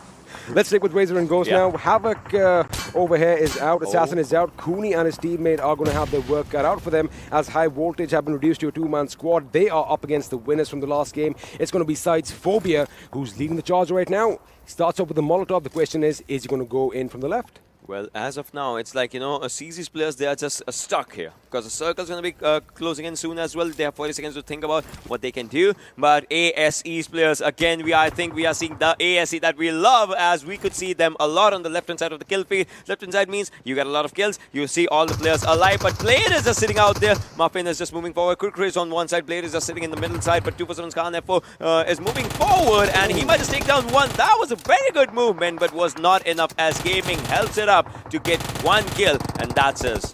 I mean, that Uzi and its high rate of fire always wins out. I mean, we've seen it time in and time out. Shocket gets a knock and finish on Raza. Meanwhile, FutureStation's Capshi is under fire by blah, blah, blah as Tyrant takes out ASE's Hanuel. Now, again, ASE, they are always in the thick and thin of the action, but sometimes it doesn't work out for them. Let's see if that's going to happen this time. Looks like Team Bablu have been reduced to a one-man squad. Again, 15 teams are still alive. 45 players are still out there, and a few of the teams have just one members each. Exactly. Blade is the only member surviving from Stalwart and Tyrant from Team Bablu. It's like, if you make a mistake, there's no revivals. You are just being turned into a crate, and that's magic that just happens out here from the other teams, from the other players' bullets. That happens as High Voltage gets eliminated. You can see Aussie going down in the situations, and DE's players, they are looking pretty good. A1 Esports is 6-9 takes down DRS is AJ and Nima, as T2K SC's players are also coming up forward. Seal Shot's moving forward. Spots one, might take him down. Oh my god! Oh my god! All on the movements right now. FS's players, Steel Shot does the wonders as Assiduous. They had 5 kills. Wow. But the team got eliminated. I mean, again, they had 5 kills in the last game as well. They are good in the kill department, but they are not getting any placement points this time around. But what a play we just saw on our screens right now. I mean, that was a good use of that weapon. Steel Shot is literally hitting hard right now, and he is basically instrumental in his team's success right now. Look at him. His teammates are going to be dominating with Shocket is going to be dominating, 3 kills to his name. Now, CZx are still in there. Abrupt and Phobia are alive, but they are going to be going up against ElementriX by the look of it. This is, of course, action taking place towards the south of the zone. Not a lot of cover. Not a lot of cover. The smokes are wide. The terrain is wide. You can barely see what's happening. Well, you can barely see what's happening. If FutureStation gets eliminated and A1 Esports follows up, I mean, the players that were dominating, they get eliminated as well. This is Vikendi for you. You see that elimination coming up, 6 kills in the names, but now we are down. We are seeing number 12, but they are 9 alive. That means the teams are slowly and steady. Now this comes down to the fast-paced fight. 247 follows in the situation as they were eliminated on 11th. And as we speak, there are many eliminations just following through. Well, Stalwart Esports have followed them as well. Well, JyanMaara is trying to hold down the fort. They want to make sure that no opposition comes in towards them, but they've got to do something quick. 45 seconds and they have to move to the zone, so that is going to be a tricky situation for them. Do they take this fight or do they deploy some smoke, make some cover and get in the zone? But the question is, can they do that? Right now, if you have a look at your map, CZx are in the zone, DEADEYES guys are in the zone as well as T2K. Now, T2K have been pretty much silent this game. I think the beast is just about to be awoken. I mean, the beast will be out there. There are 2 players from this team, as we can see, Abud and Phobia. In the last game, this team had an impressive chicken dinner. That was an impressive fight against 247, but let's see, when these 2 players are out here, can they do it again? As they are new teams, new map, new rotations, new guns, and a new mentality with one thing that they need to win it once again. And that winning should be coming up really soon, as we'll have to see what happens as they are away from the danger. There's no team coming from behind of them, but no, Sonim gets taken out by his own blast. Now, see, the thing is, when these vehicles come under fire, you want to make sure that you destroy it so that, you don't accidentally get blown up. But forget that Jane is going to be on fire as Giro Fair from JyanMaara gets taken down, and blah, blah, blah. He's going to be lobbing his grenades yet again as he knocks down Detron. Nima goes down courtesy of Abu, and looks like INES are finally in the thick and thin of it. The Vampire is finally out, and ElementriX are in a world of hurt.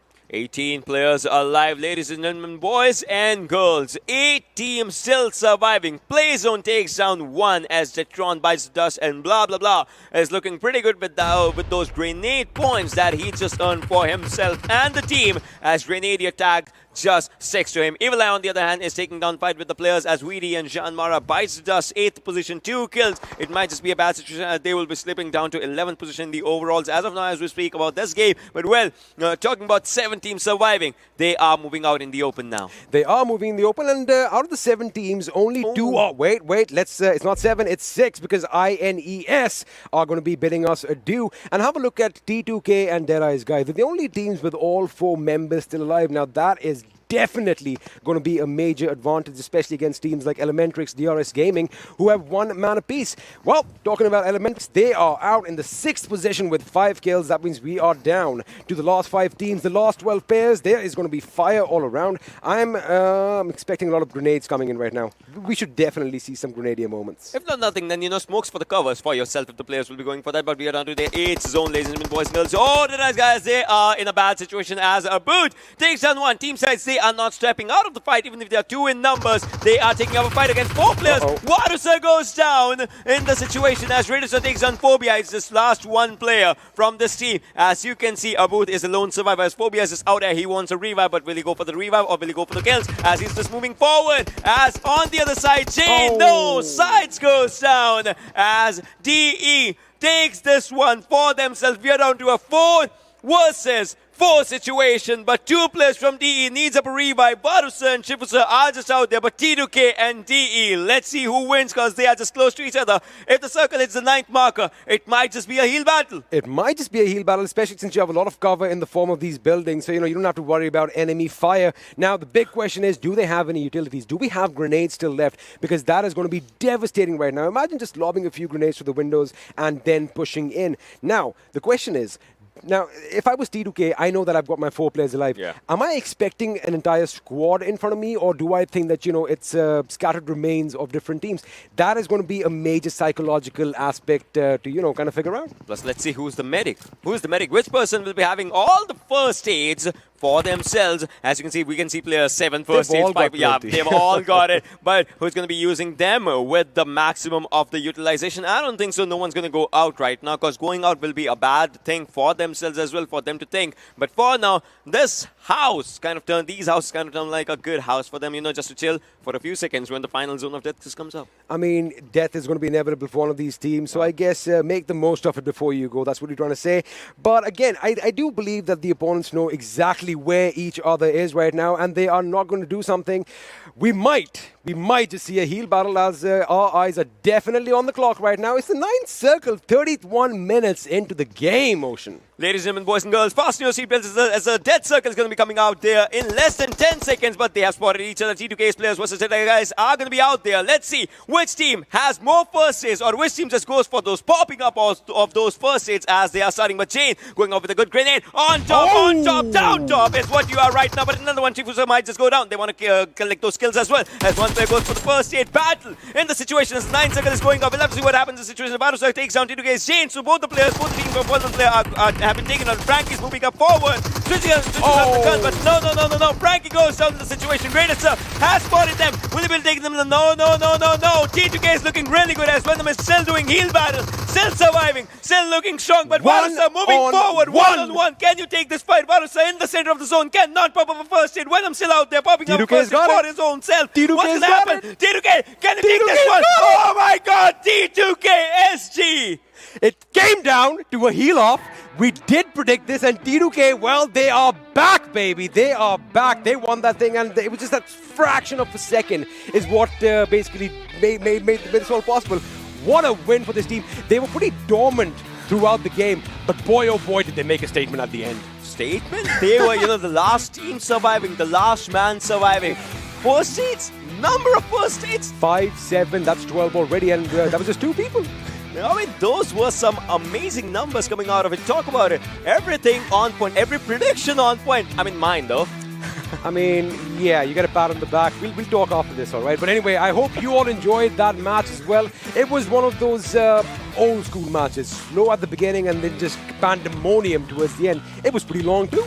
It was pretty long, but I want to see what those desks on the other side have to talk about it, because that was an incredible match. But that thing is going to be happening right after the short break. Don't go anywhere.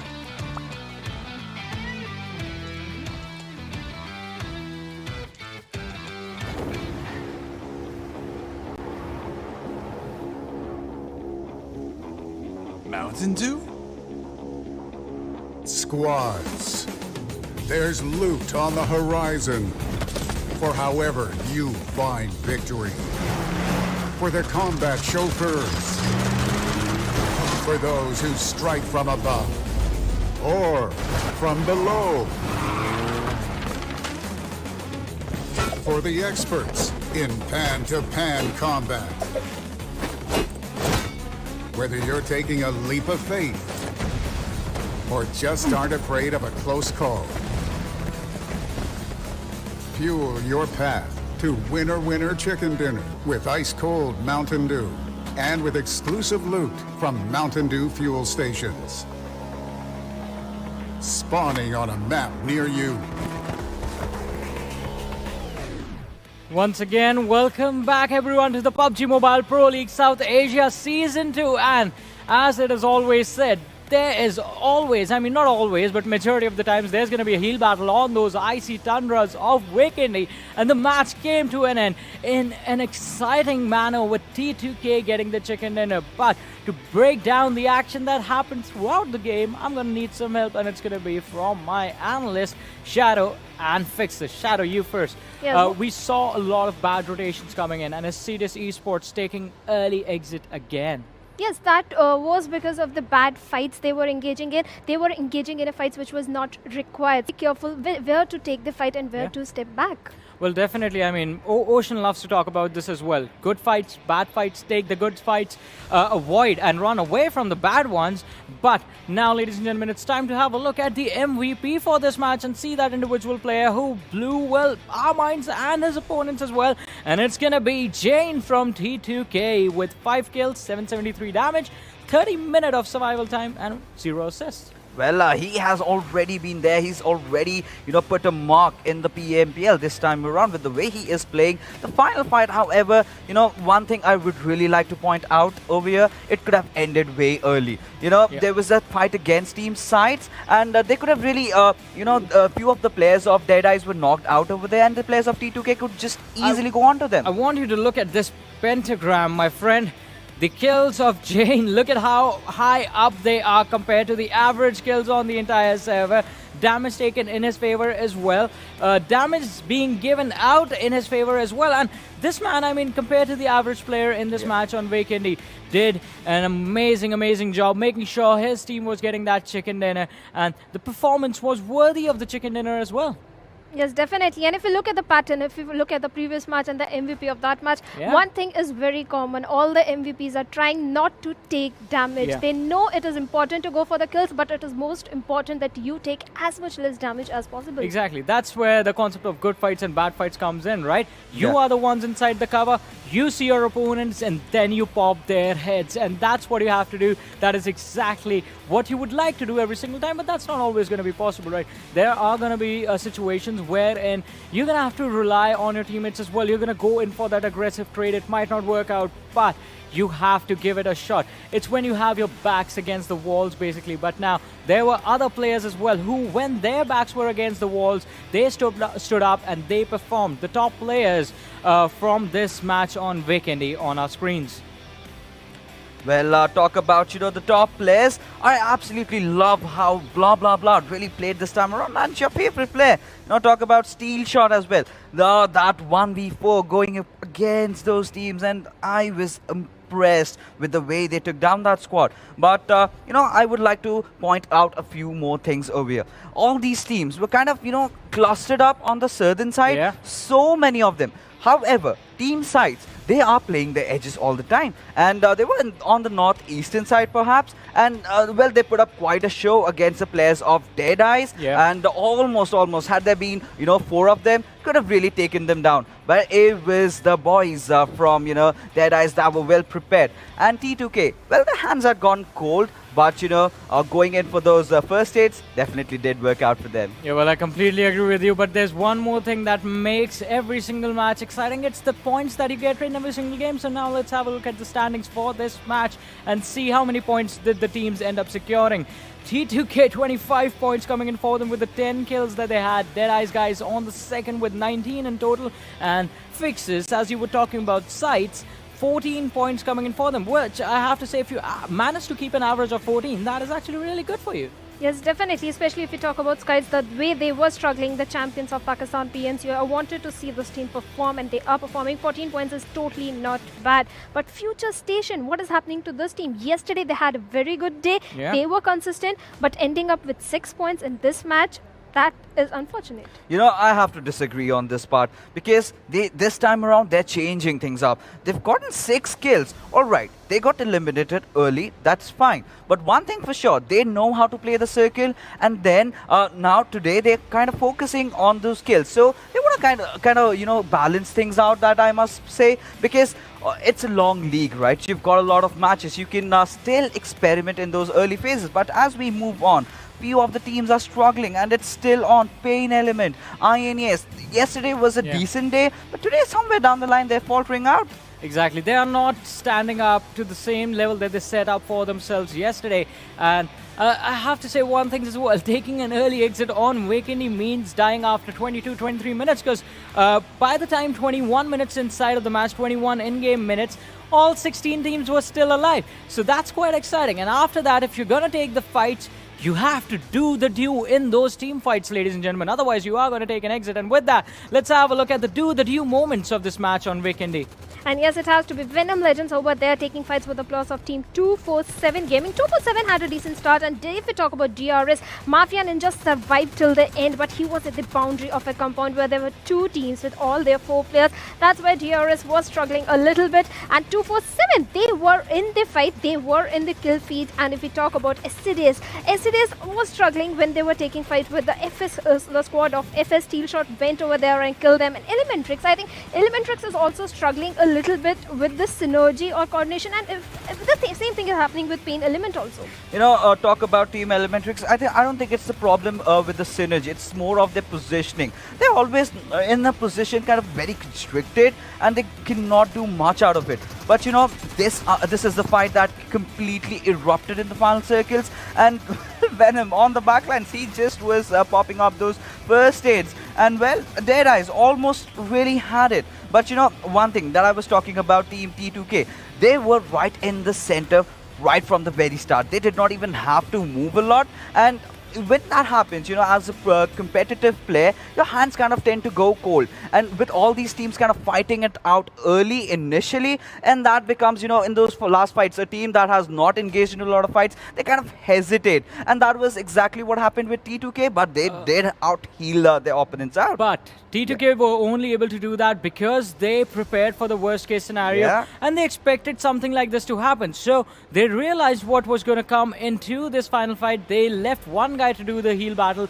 and the rest went on to take the fights. One thing that I have to ask you guys is going to be, do you think if their opponents in the form of DE, had they done that as well, just one guy heal battling and then a 3v3 fight happening in the middle, situations could have been different? We're going to discuss that while we look at the damage histograph, ladies and gentlemen, and see how the team fights actually went for everyone in the entire server.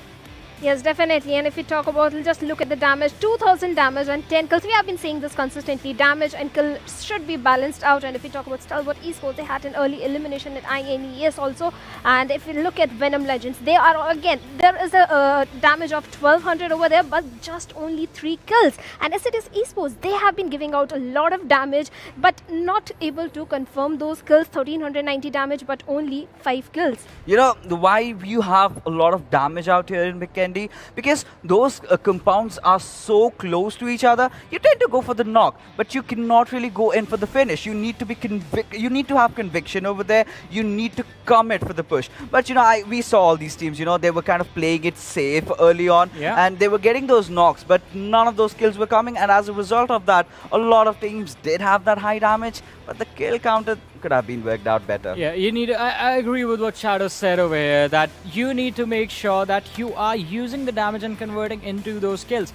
Damage doesn't give you points, kills gives you points. So you need to earn those points at the end of the day. But now it's time to have a look at the standings, but group-wise standings, ladies and gentlemen, where T2K have taken away the lead from Assiduous Esports, and there's just a 1-point difference. But look at that, SCYTES, they are climbing up slowly and steadily. They are not too far behind. 80 points coming in for this team from Pakistan, the champions of Pakistan, in fact. Yes, definitely. SCYTES has been having a good positioning. They have been having a good rotations. That's why they are able to perform today, and I'm very impressed by them. And what a way to come back. T2K, they were struggling yesterday in the last matches, but what a way to come back. The Abrupt Slayers, they are also like, they are not having matches. They are sitting at the top with 39 points in their group. And R3D, we saw yesterday, they were struggling. They were lacking behind those positionings and those aggression that is required.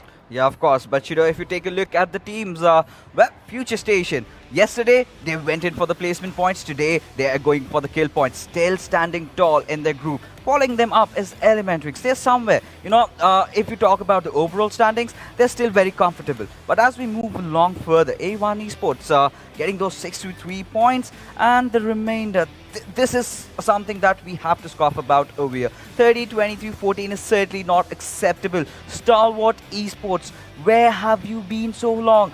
You have that experience coming out from the World League, and I am expecting so much from this particular team. But as we move along further towards Group E, well, they've played quite a lot of matches for themselves. With the World League completely, you can tell 3 matches to be precise over here. And DEADEYES, guys, they've been there. 40 points, they've certainly set a tone over here. DRS Gaming, Team Bablu and CZxHIGHVOLTAGE, they're kind of vanishing out or kind of crumbling. You know, every time I see the standings, I always find something really interesting.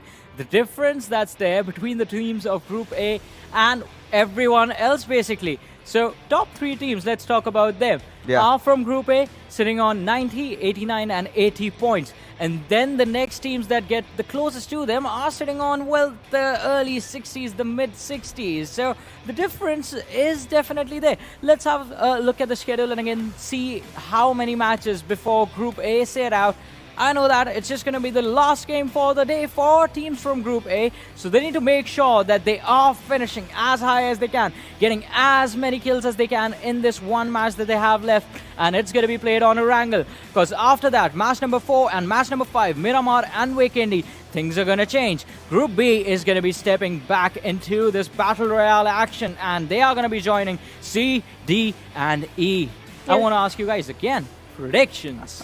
Yes, definitely. In the last match, if we saw the go of PN Crew, that was their last match yesterday, and they had 19 kills. They used that perfectly. Let's see if the players of Group B are also going to do same. And moreover, it's on Erangel 2.0. Everybody likes Erangel. Exactly. Fixes.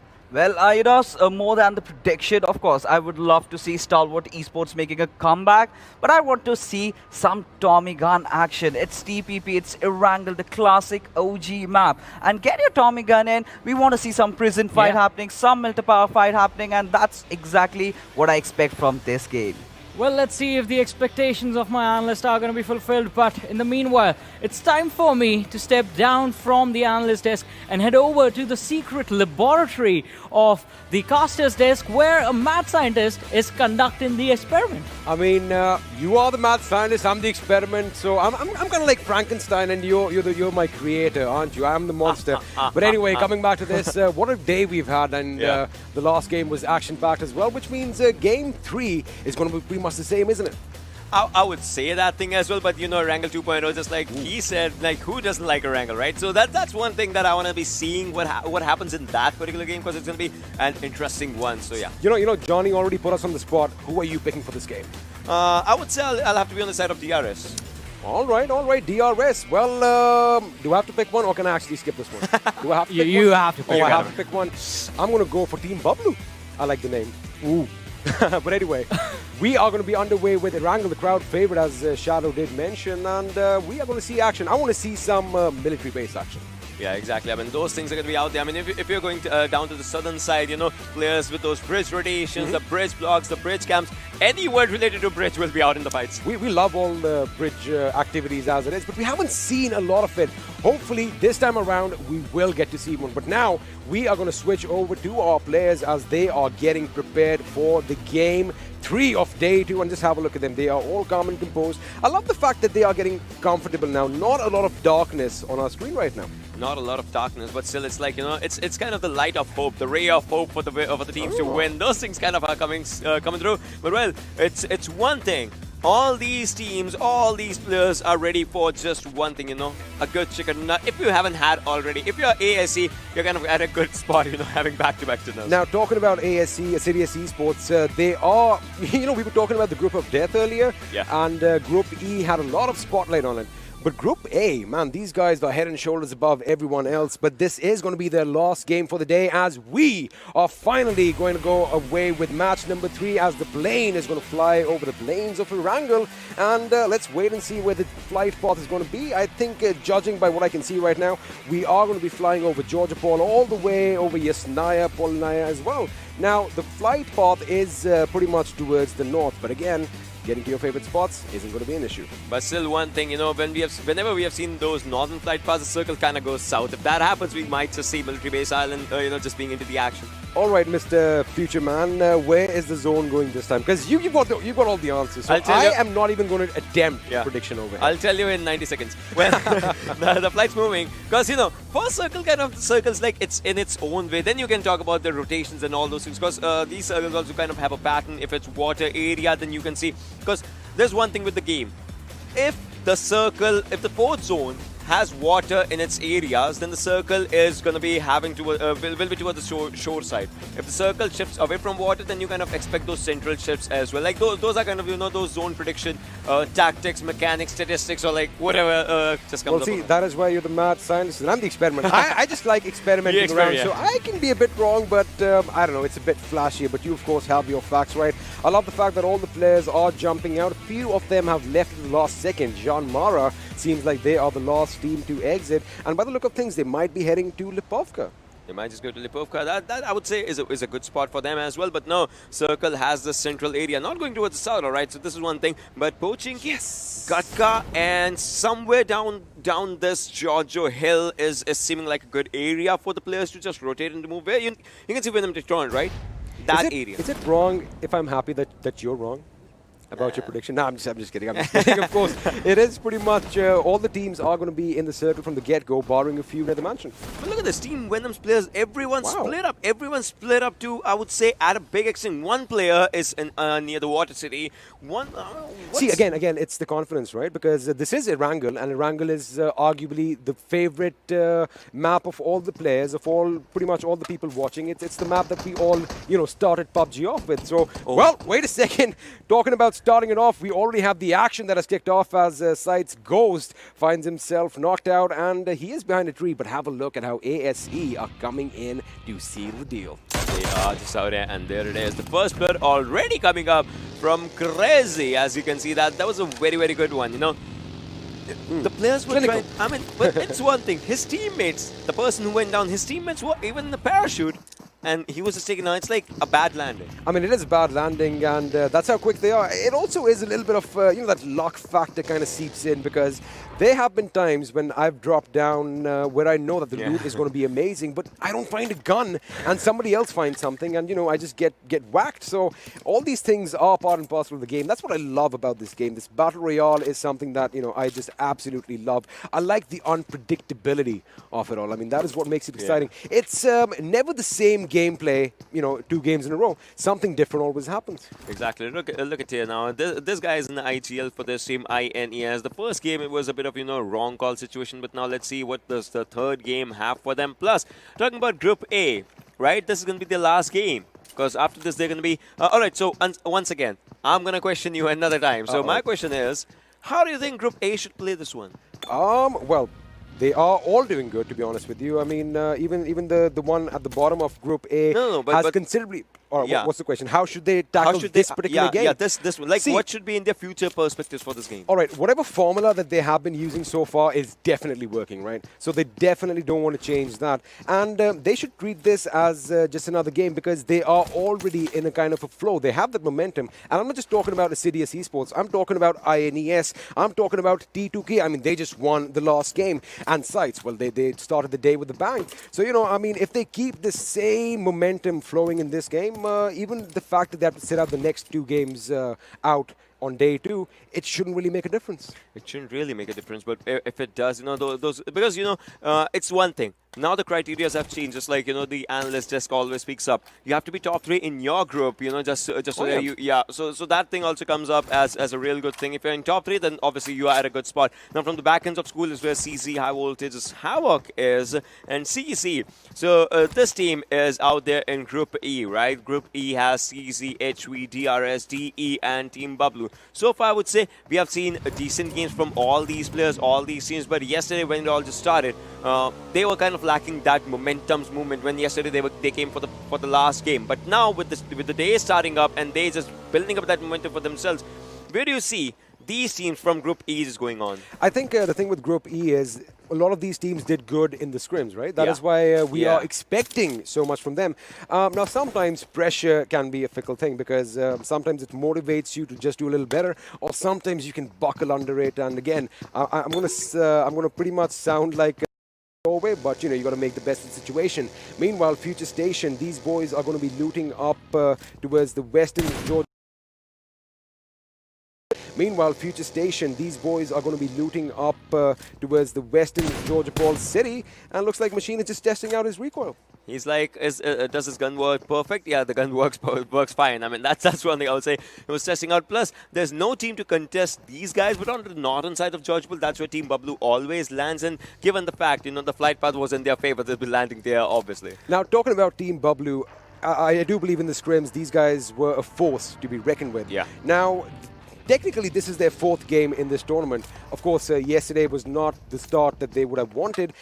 Today as well, they haven't really been, a spectacle, so to speak. What do you think is going wrong, or what do you think is not happening for them right now? Decisions right now. What's decisions? Because, when we see these players playing, when they play, they play. And I'm not saying play. They play. You get what I mean, right? When they play, they play. And that's one thing. But for now, see, every match is different. You're thinking like, all right, I'll do this strategy and I'll be fine with my teammates. But the opponents are like, we have a gun, man. We know what to, how to take you down. And those things. Sometimes good rushes, bad rushes, all those things also come up, but those things kind of make a lot of difference. But right now, 247. 247. Is this a right move? We'll find it out as Gunner's just out there. That's the spray coming up as Gunner goes down, but Raza as well.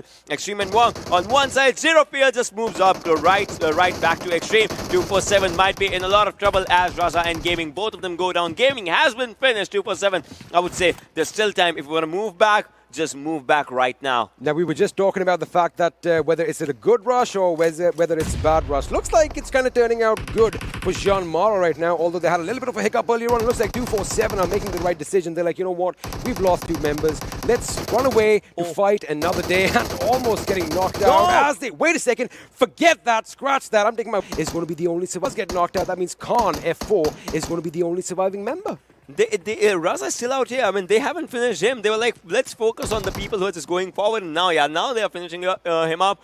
So Khan. I do believe a couple of taunts could have come in. They're like, hey, your teammates have left you, man. They're like you sure you emotes wanna and do all, this? probably emotes and all, right? But no. So Khan, now this comes down to one thing.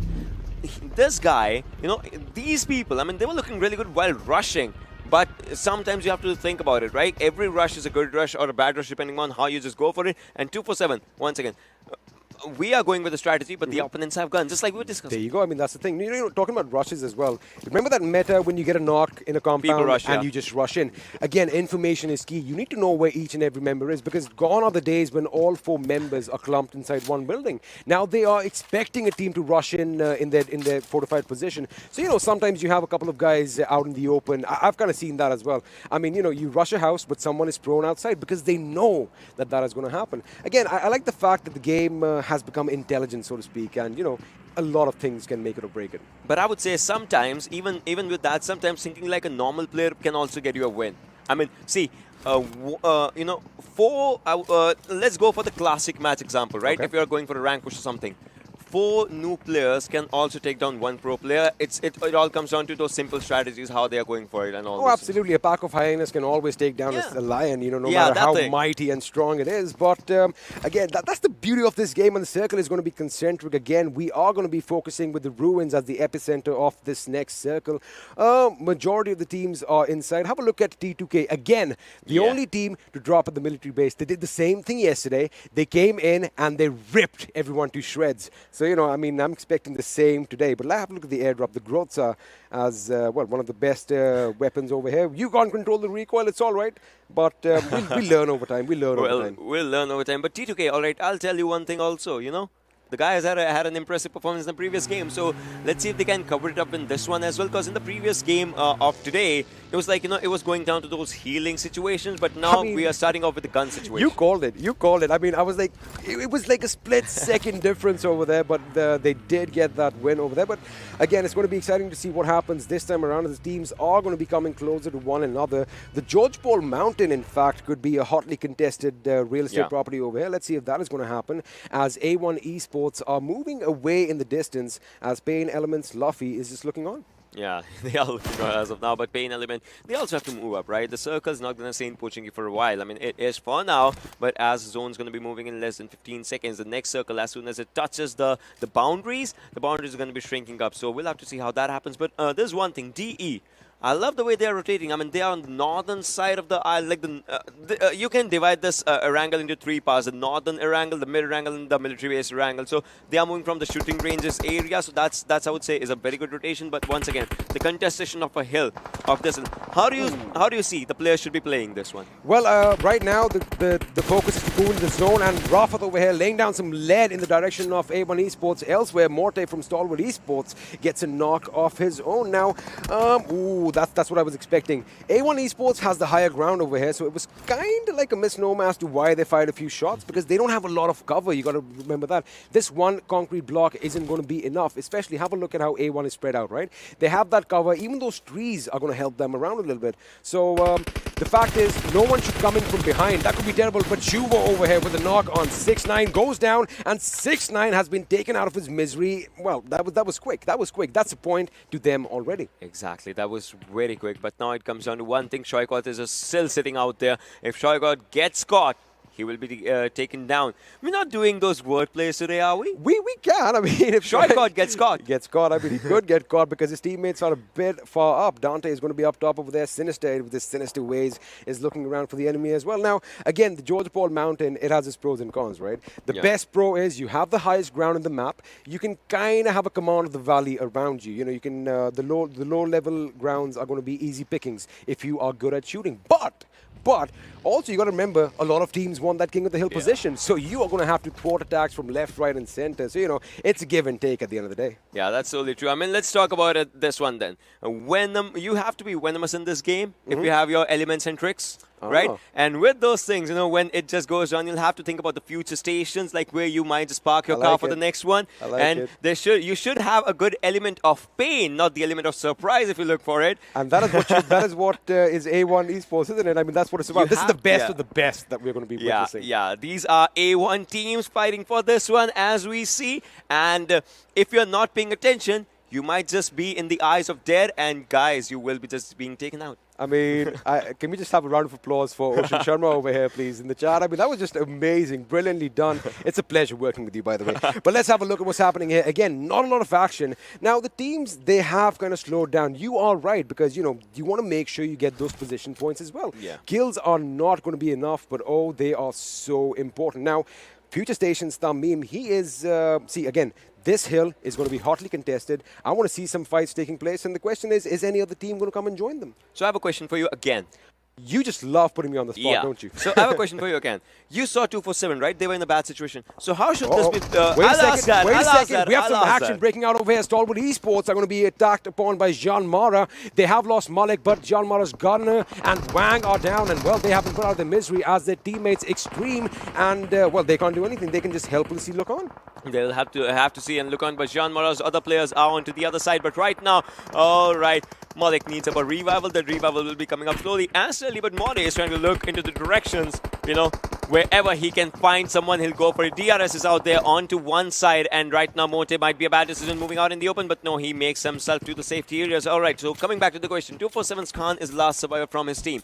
This team was doing pretty good in the first game. They were in the top 2. Oh, yeah. So now what should be his mentality, because he's a lone survivor. He cannot take up a, you know, 1v2 fight, 1v3 fight. Those might be a tricky ones. He could. He can, but those might be tricky ones, right? So in the situation, because 13 to 16, if you go down 0 points, what should be, if you were that person, what should be in your mind? You know, I've been in that situation before. Yeah. I've been in a situation when my teammates were lost, and all I could do was hide. That's all I could do, because, of course, the confidence wasn't there. All I did was hide out in a shack till the end, and, you know, our team got through. Maybe that should be his game plan right now, try and survive for as long as possible. I'm pretty sure he is going to be playing from the edge. I doubt that he's going to go towards the center at any given point, but meanwhile, Rafat over here gets a shot off, and Muffin goes down courtesy his weapon. But it's funny, ASC have already lost Crazy, of course. That was one of the first deaths in this game. Not a big blow to them. They are still a very capable team. They are still a very capable team. You know, it just comes down to one thing. Still, if they are getting calls to and fro, they are still a very capable team. Because you need to know about each and every call. I'm moving forward. I'm throwing a grenade. I am rushing. I'm slipping outside the game. All those things matter. ElementriX onto the other side. They are looking pretty good as they have a bit of a higher ground. Not blah blah blah. Not Nang, but Sonim and Mr. Hyozu are looking pretty decent. Mr. Hyozu goes for a throwable of his own. All right, that grenade was a bit short, my friend. But now let's see what Mr. Hyozu does, as he will be going for another one slowly and steadily. But onto his side, you can see Orochi did a good damage on Mr. Hyozu, but now Entry makes his entry in the situation, but he will have to go from the right-hand side. Also, a member of INES was a bit far back, so in case the opponents kind of rush forward, you know, he can give that information away. Blade, meanwhile, is going to be blowing Muffin to bits with that grenade. And in fact, yep, Muffin is down. He's not out yet. He is down, but this is the second knock, so it is going to be painful, and he's going to be bleeding out just a bit faster. Hanuel definitely has his work cut out, and he's now the last remaining member from Assiduous Esports. And, well, like I said, the smoke cannot, save you against bullets. He is on a sliver of HP. Can he do something? Just a random spray, hoping against all odds that he connects. But Assiduous Esports are going to find themselves being eliminated in the 16th position. 0 placement points, but 2 points per kills. 2 points per kills is okay, but Assiduous, man, this team, we have never seen Assiduous, you know, stop out in the open to take the fights. They haven't actually, but again, you know, that's the thing.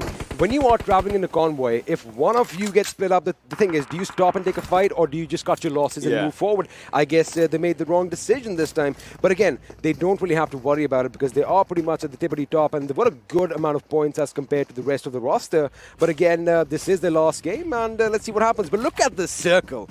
This is it. I love this. This is one of my favorite circles in this map. We are heading to that big bad mountain. Again, just like we were talking about, right? The ruins and the Giorgio Hill, the King of the Hill situations, those things will be coming out here. But well, as we could see, there were some other teams, you know, just about to take fight, but INES is looking pretty decent. The spray was coming up, but no!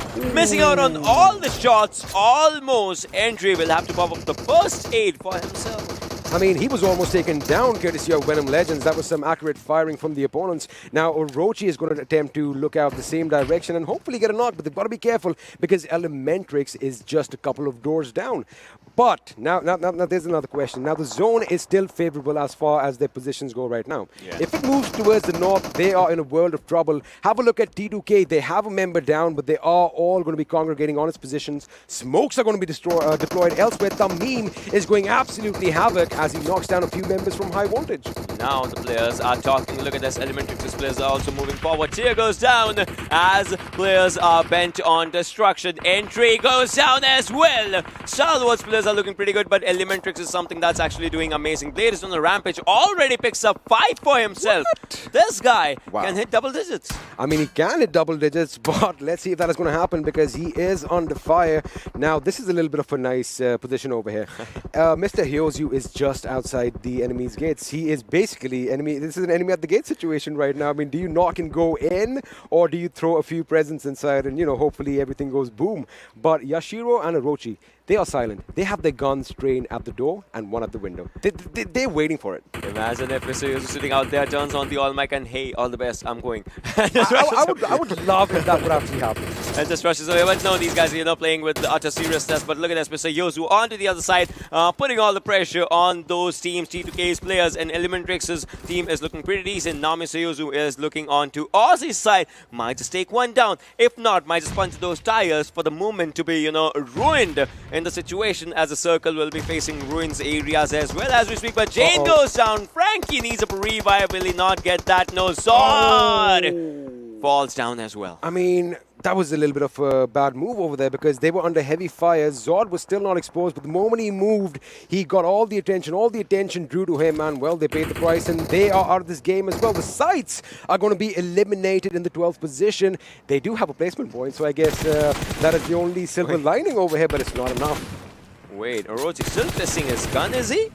Is he still testing his gun? I think they're trying to draw the enemy in. I think they're trying to draw the enemy in, that, they engage with someone else, no? I don't know what just happened. I mean, they are doing something. Well, they just smoked inside this house as of now, and they know there's someone right behind them, so they are waiting for the person to just get in. But look at this, 17 seconds, and INES is the one who has to get inside the circle. ElementriX is also already inside the circle, so this game kind of can go on ElementriX's side. Blah, blah, blah is out there. Mr. Yozu as well. Perfect calls being given by both the players to each other, but INES, they have to move out, and they have to move out right now as 3 seconds on the clock, 2 seconds, 1 second, and now comes up the movement. But INES, so they have heard the footsteps, they've seen that on the map, so now they know that the movement is going to be the key. But Orochi almost 1, 2, 3, is that 4? No, it isn't. 3 grenade knocks, and he finishes off Nima as well. On top, just wiped out a squad with grenades. DRS is out in the 10th position, obliterated, blown to bits. Wow. Sometimes guns don't do the job that needs to, right? And this is one thing that happened. And on top, sir,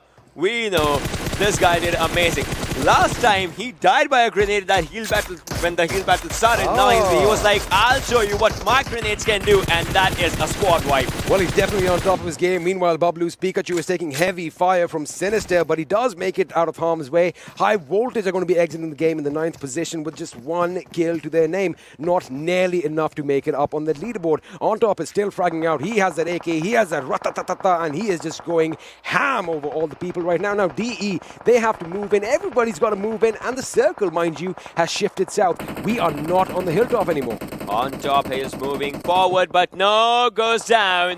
Reddit's out there. He also needs a revive. DE is in a bad situation. Warusa throwing up a grenade onto the other side, but will that be enough? As of now, no, he's throwing up smokes as well, just for his cover, just for the sake that he stays alive. But can he actually save his teammates? That's a big question. Blah, blah, blah goes on as INES is actually taking a good fight for themselves. And Malik, STE, I'm telling you, this team is looking amazing because this team already has 13 in the bank. Yes, they do, and looks like ElementriX are going to be bowing out from this game as well. They get wiped out in the 9th position. Stalwart Esports, wait a second.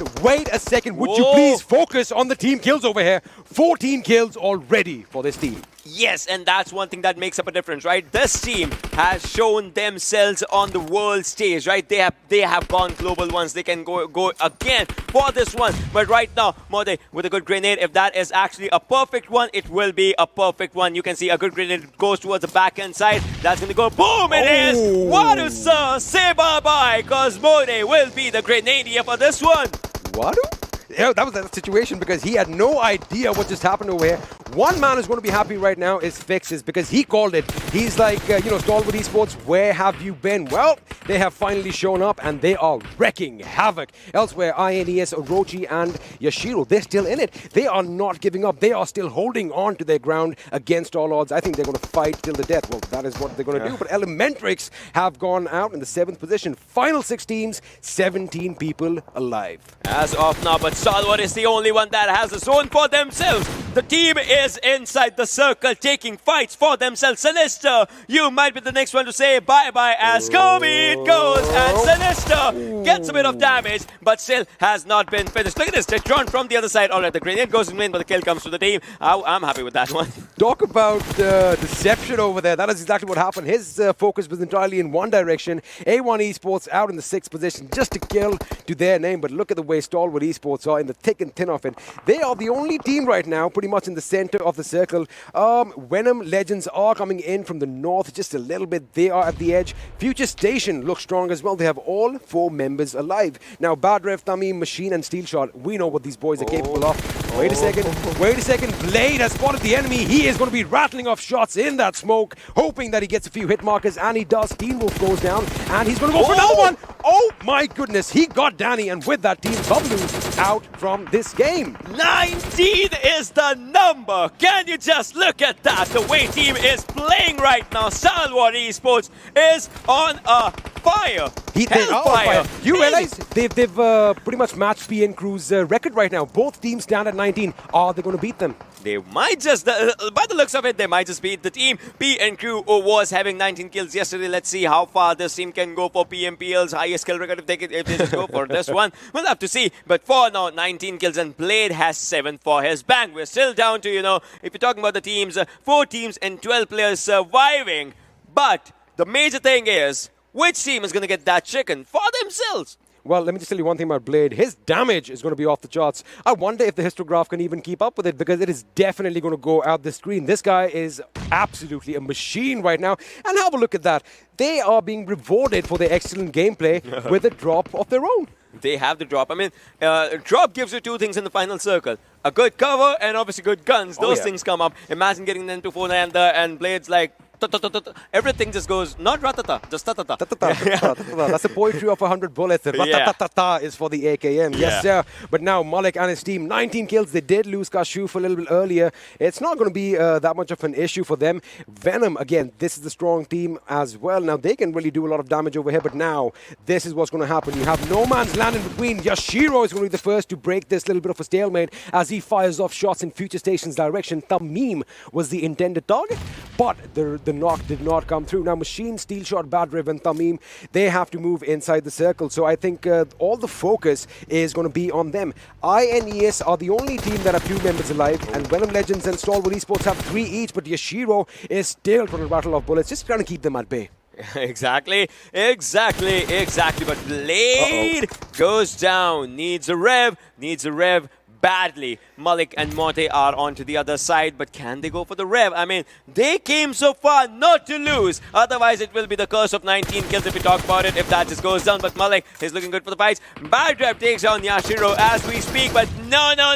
Badrev will be the one, and alongside Steel Shot, they finish INES. Stalwart, FutureStation, and Venom. This is our 3 teams surviving, but this is going down to these open areas. And STE, the revive is coming up really good. The revive is coming up, and by the way, have a look at the zone right now. Venom's direction is kind of changing towards STE, but STE, they have that little bit of that slope that is going to give them plenty of cover. Ooh, Evil Eye could be in a good spot right now. He definitely spotted someone out. Morte has been knocked out. Malik and Blade are going to now focus their attention on this direction. Maybe his teammates could come in from the other side, but we are down to the last 3 teams. Who is going to come out on top? Blade is trying his best to make sure the enemy stays behind him. Evil Eye finally comes a little bit over the horizon, shoots a bit, but gets back in the nick of time. Stalwart Esports, oh my god, they might be the demise of in the situation. You know, Venom Legends is doing a good job right now, but Malik as the lone man surviving. For how long the grenades are touching him? That means it's a bad news for him. He just has to stay out there. May just go for the second position if all comes down to this one. This FS has all the players. FutureStation took advantage of the situation. They knew that Venom were picking a fight with STE. They moved in and depleted Venom Legends' number. They are down by one man, and that is going to make a big difference.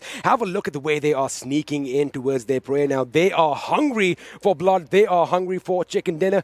FutureStation, mind you, won the chicken dinner in Erangel yesterday. It looks like they might be on their way to win it over here again. And let me just come back to Stalwart Esports. Malik did pick up Blade, but we are still at the 19 kill mark. We are still at the 19. The curse of 19 kills is still going strong Big right 2-0. now. It is actually, as the curse might just go for another time as ST, they lost their players. I mean, they lost Kashu first, Mortek went again, but FS is the only team. It is a 4 versus 2 versus 2, my friend. But right now, we'll have to see what happens in the end. I don't know it rhymes though, but we'll have to see how the fights just go. We're going to have to find out because pretty much everyone is taking off their backpacks right now. They want to make sure that as they crawl their way through this tall grass, nothing gives their position away. Shuvo is very low on HP over there. Ooh, that's a lucky man because the knock at this stage, chances are you are not going to be picked up because you are going to be exposing your position as well.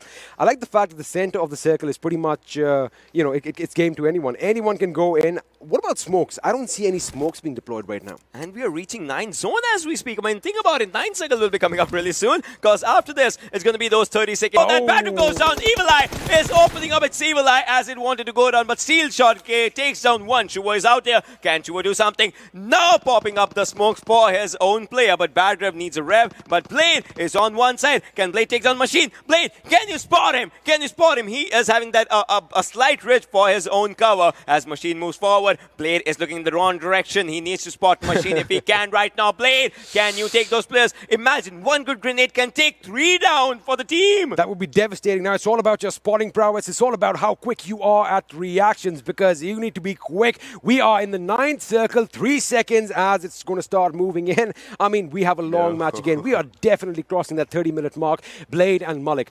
The biggest question right now, can they break in the 20? No. Steel Shot gets a shot on Venom's Shuvo. He goes down, and with that, Venom Legends have been eliminated from this game. 3rd position, 5 kills down to the last 6 people. Blade gets taken down. Malik now in a 4-1-1 situation. This looks tough for them, and there you have it. There you have it, ladies and gentlemen. FutureStation asserting their domination, asserting their authority in Erangel. That is their map. Curse of the 19 kills, Oh man. my goodness, oh my goodness. You called it. No 20 kills right now. Is it ever going to happen? Are we going to see 20 in this tournament? We want to see 20 in this tournament, right? I mean, the way it started, Venom Legends was out there, FS, they were doing amazing, but Stalwart, man, they were so close right at that spot, but they started losing players. Even till the end, they had all 4 members alive. By the time they had that 17, 19 kills, but that is how it is. And, well, their fortunes were kind of twisted. They did not get the chicken dinner, but FutureStation, man, they are coming back strong. They are coming back really strong if we talk about the game and talk about the paces. Talk about the pace as well. Well, we're going to slow down the pace just a little bit. This is pretty much the midway through day 2. We're going to take a little bit of a breather. How about you do the same? We are going to see you after this one.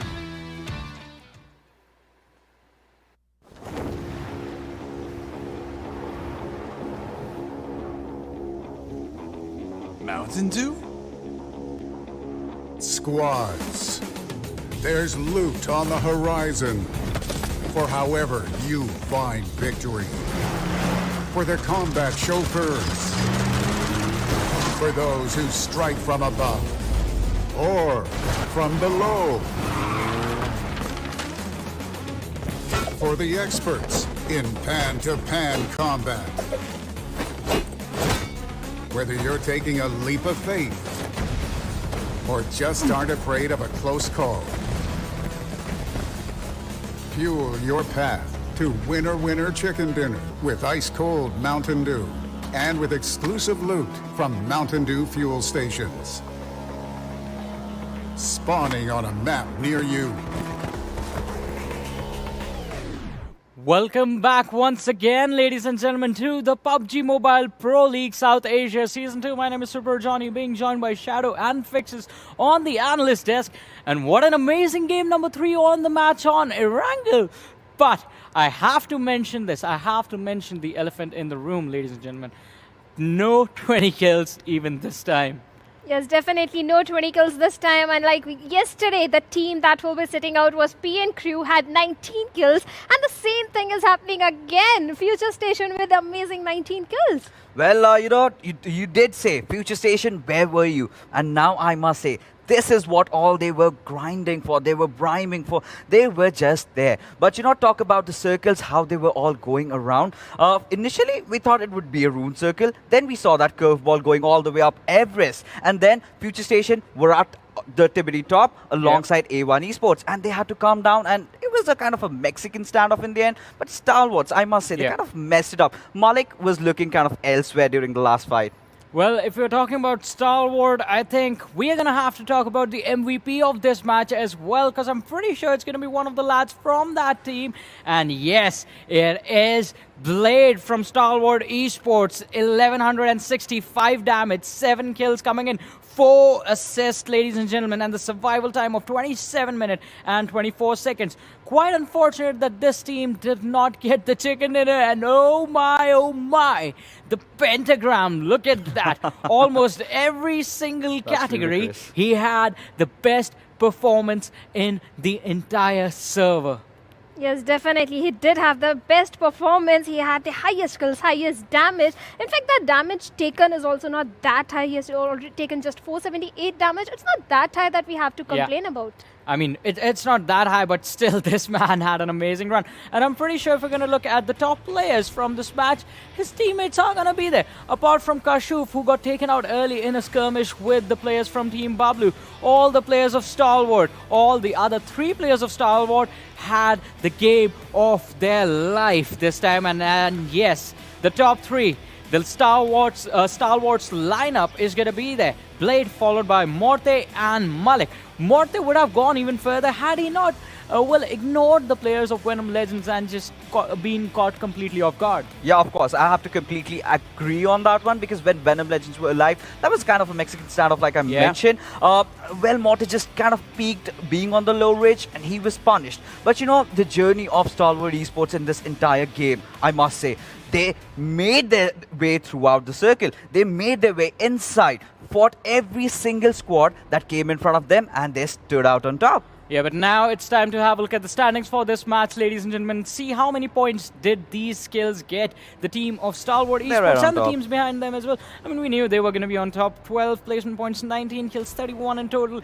Well, I don't know how upset I have to be, or I have the luxury of being. I mean, 19 kills, a lot of points coming in, and aggressive gameplay, all the things that make us happy, but the record of 19 kills still not being broken. The curse, in fact. Not the record, but the curse of 19 kills. Yes, we have 2 curses now. Curse of 3 chicken dinners and curse of 19 kills. We have got 2 curses. Let's see which is going to be third curse. And if we look at the teams which are at the bottom, PAINxELMT again and again ending up at the bottom. I don't know where they are struggling. Maybe the synergy or the coordination, because I see the players to be way too spread out without any coordination or a perfect synergy. I think they need to work on that. And 247 Gaming, they are also sitting at the bottom. Yeah, that was kind of surprising. Even I felt, after that Miramar game, they kind of, picked that pace up. But, it's just coming down again. Like XP says, we are sounding like broken records. Every day is not a Sunday for them. Every single game, you cannot really expect them to overperform, outshine. But yes, one thing I really loved about FutureStation, they were very confident about themselves. The way they were putting themselves out there, they were completely focusing on the position-oriented gameplay. And when the time was right, they went for the kills. Exactly, they went for the kills, but one thing I noticed in the standings was that teams from Group A, they were sitting, at not so good positions, and I guess the reason for that is going to be they were not doing the due in the match, because you have to do the due if you want to perform, and with that, let's have a look at the due moments of this match on Erangel, ladies and gentlemen. Here they are. Yes, here they are, 247 again caught out by the players of Team VTNxJyanMaara. They were struggling in their rotations. They had dropped in all the way towards the mansion area. VTNxJyanMaara was already there. That should have been anticipated, that when you are rotating, you are going to face them. So that kind of was expected. 247 Gaming, I think next time they will be careful in their rotations. And Assiduous, they were taking a fight at a point when it was not at all required.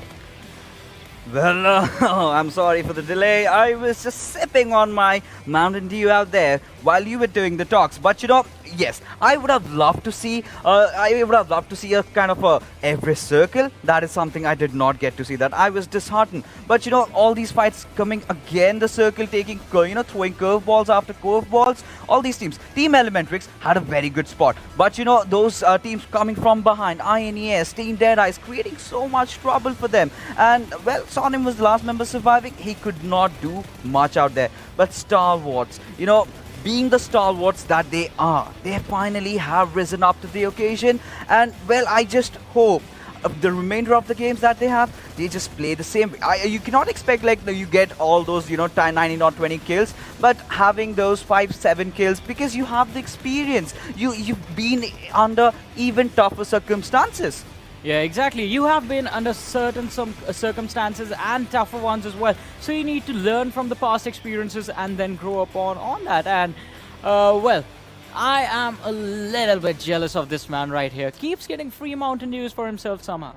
Yeah, of course, I deserve it, right? With the size and the structure, of course, I have to keep that belly on. And well, Mountain Dew has definitely kind of the thirst that I had. It has clenched it. And well, getting back to the game, getting back to the teams that are playing right now. We have a certain group sitting out. Now things are going to be very, very intense as now teams from Group B will also be joining in. Exactly. Teams from Group B will be joining in. Teams from Group A will be sitting out. It's going to be quite interesting, and I guess that Mountain Dew, it helps you do one thing. It helps you do the dew and helps you relax and understand the game as well. But now let us have a look at the damage histogram and see how things are going in terms of the damage to kill conversion ratio. Because we saw the one on Vikendi, and it was quite interesting to see the fights that were being taken by the teams weren't always getting them the kills. But how were things on Erangel? It's time for us to find out, and here it is. Oh, whoa. Yowza, 3,500 damage, 3,501 damage from Stalwart Esports with 19 kills. And then we have FutureStation, the second highest damage in the server, 1,794, almost half. Yes, definitely. And if I'm not wrong, I think Stalwart Esports has got the highest damage till now, the matches that have been played in both the days. I think that's a record in itself, 3,501 damage. But 19 kills, I think they could have gotten more kills as we can see the damage of this. I also want to point out FutureStation in this one out. So initially, yesterday, they were going for the position. Today, they did go for the kills. And in this particular games, they were very vigilant. They knew what they had to do. They knew that there will be a time where Venom Legends and Stalwarts would go against each other. And that is exactly what they did, in fact. They capitalized on their opponent's weaknesses and they just went along.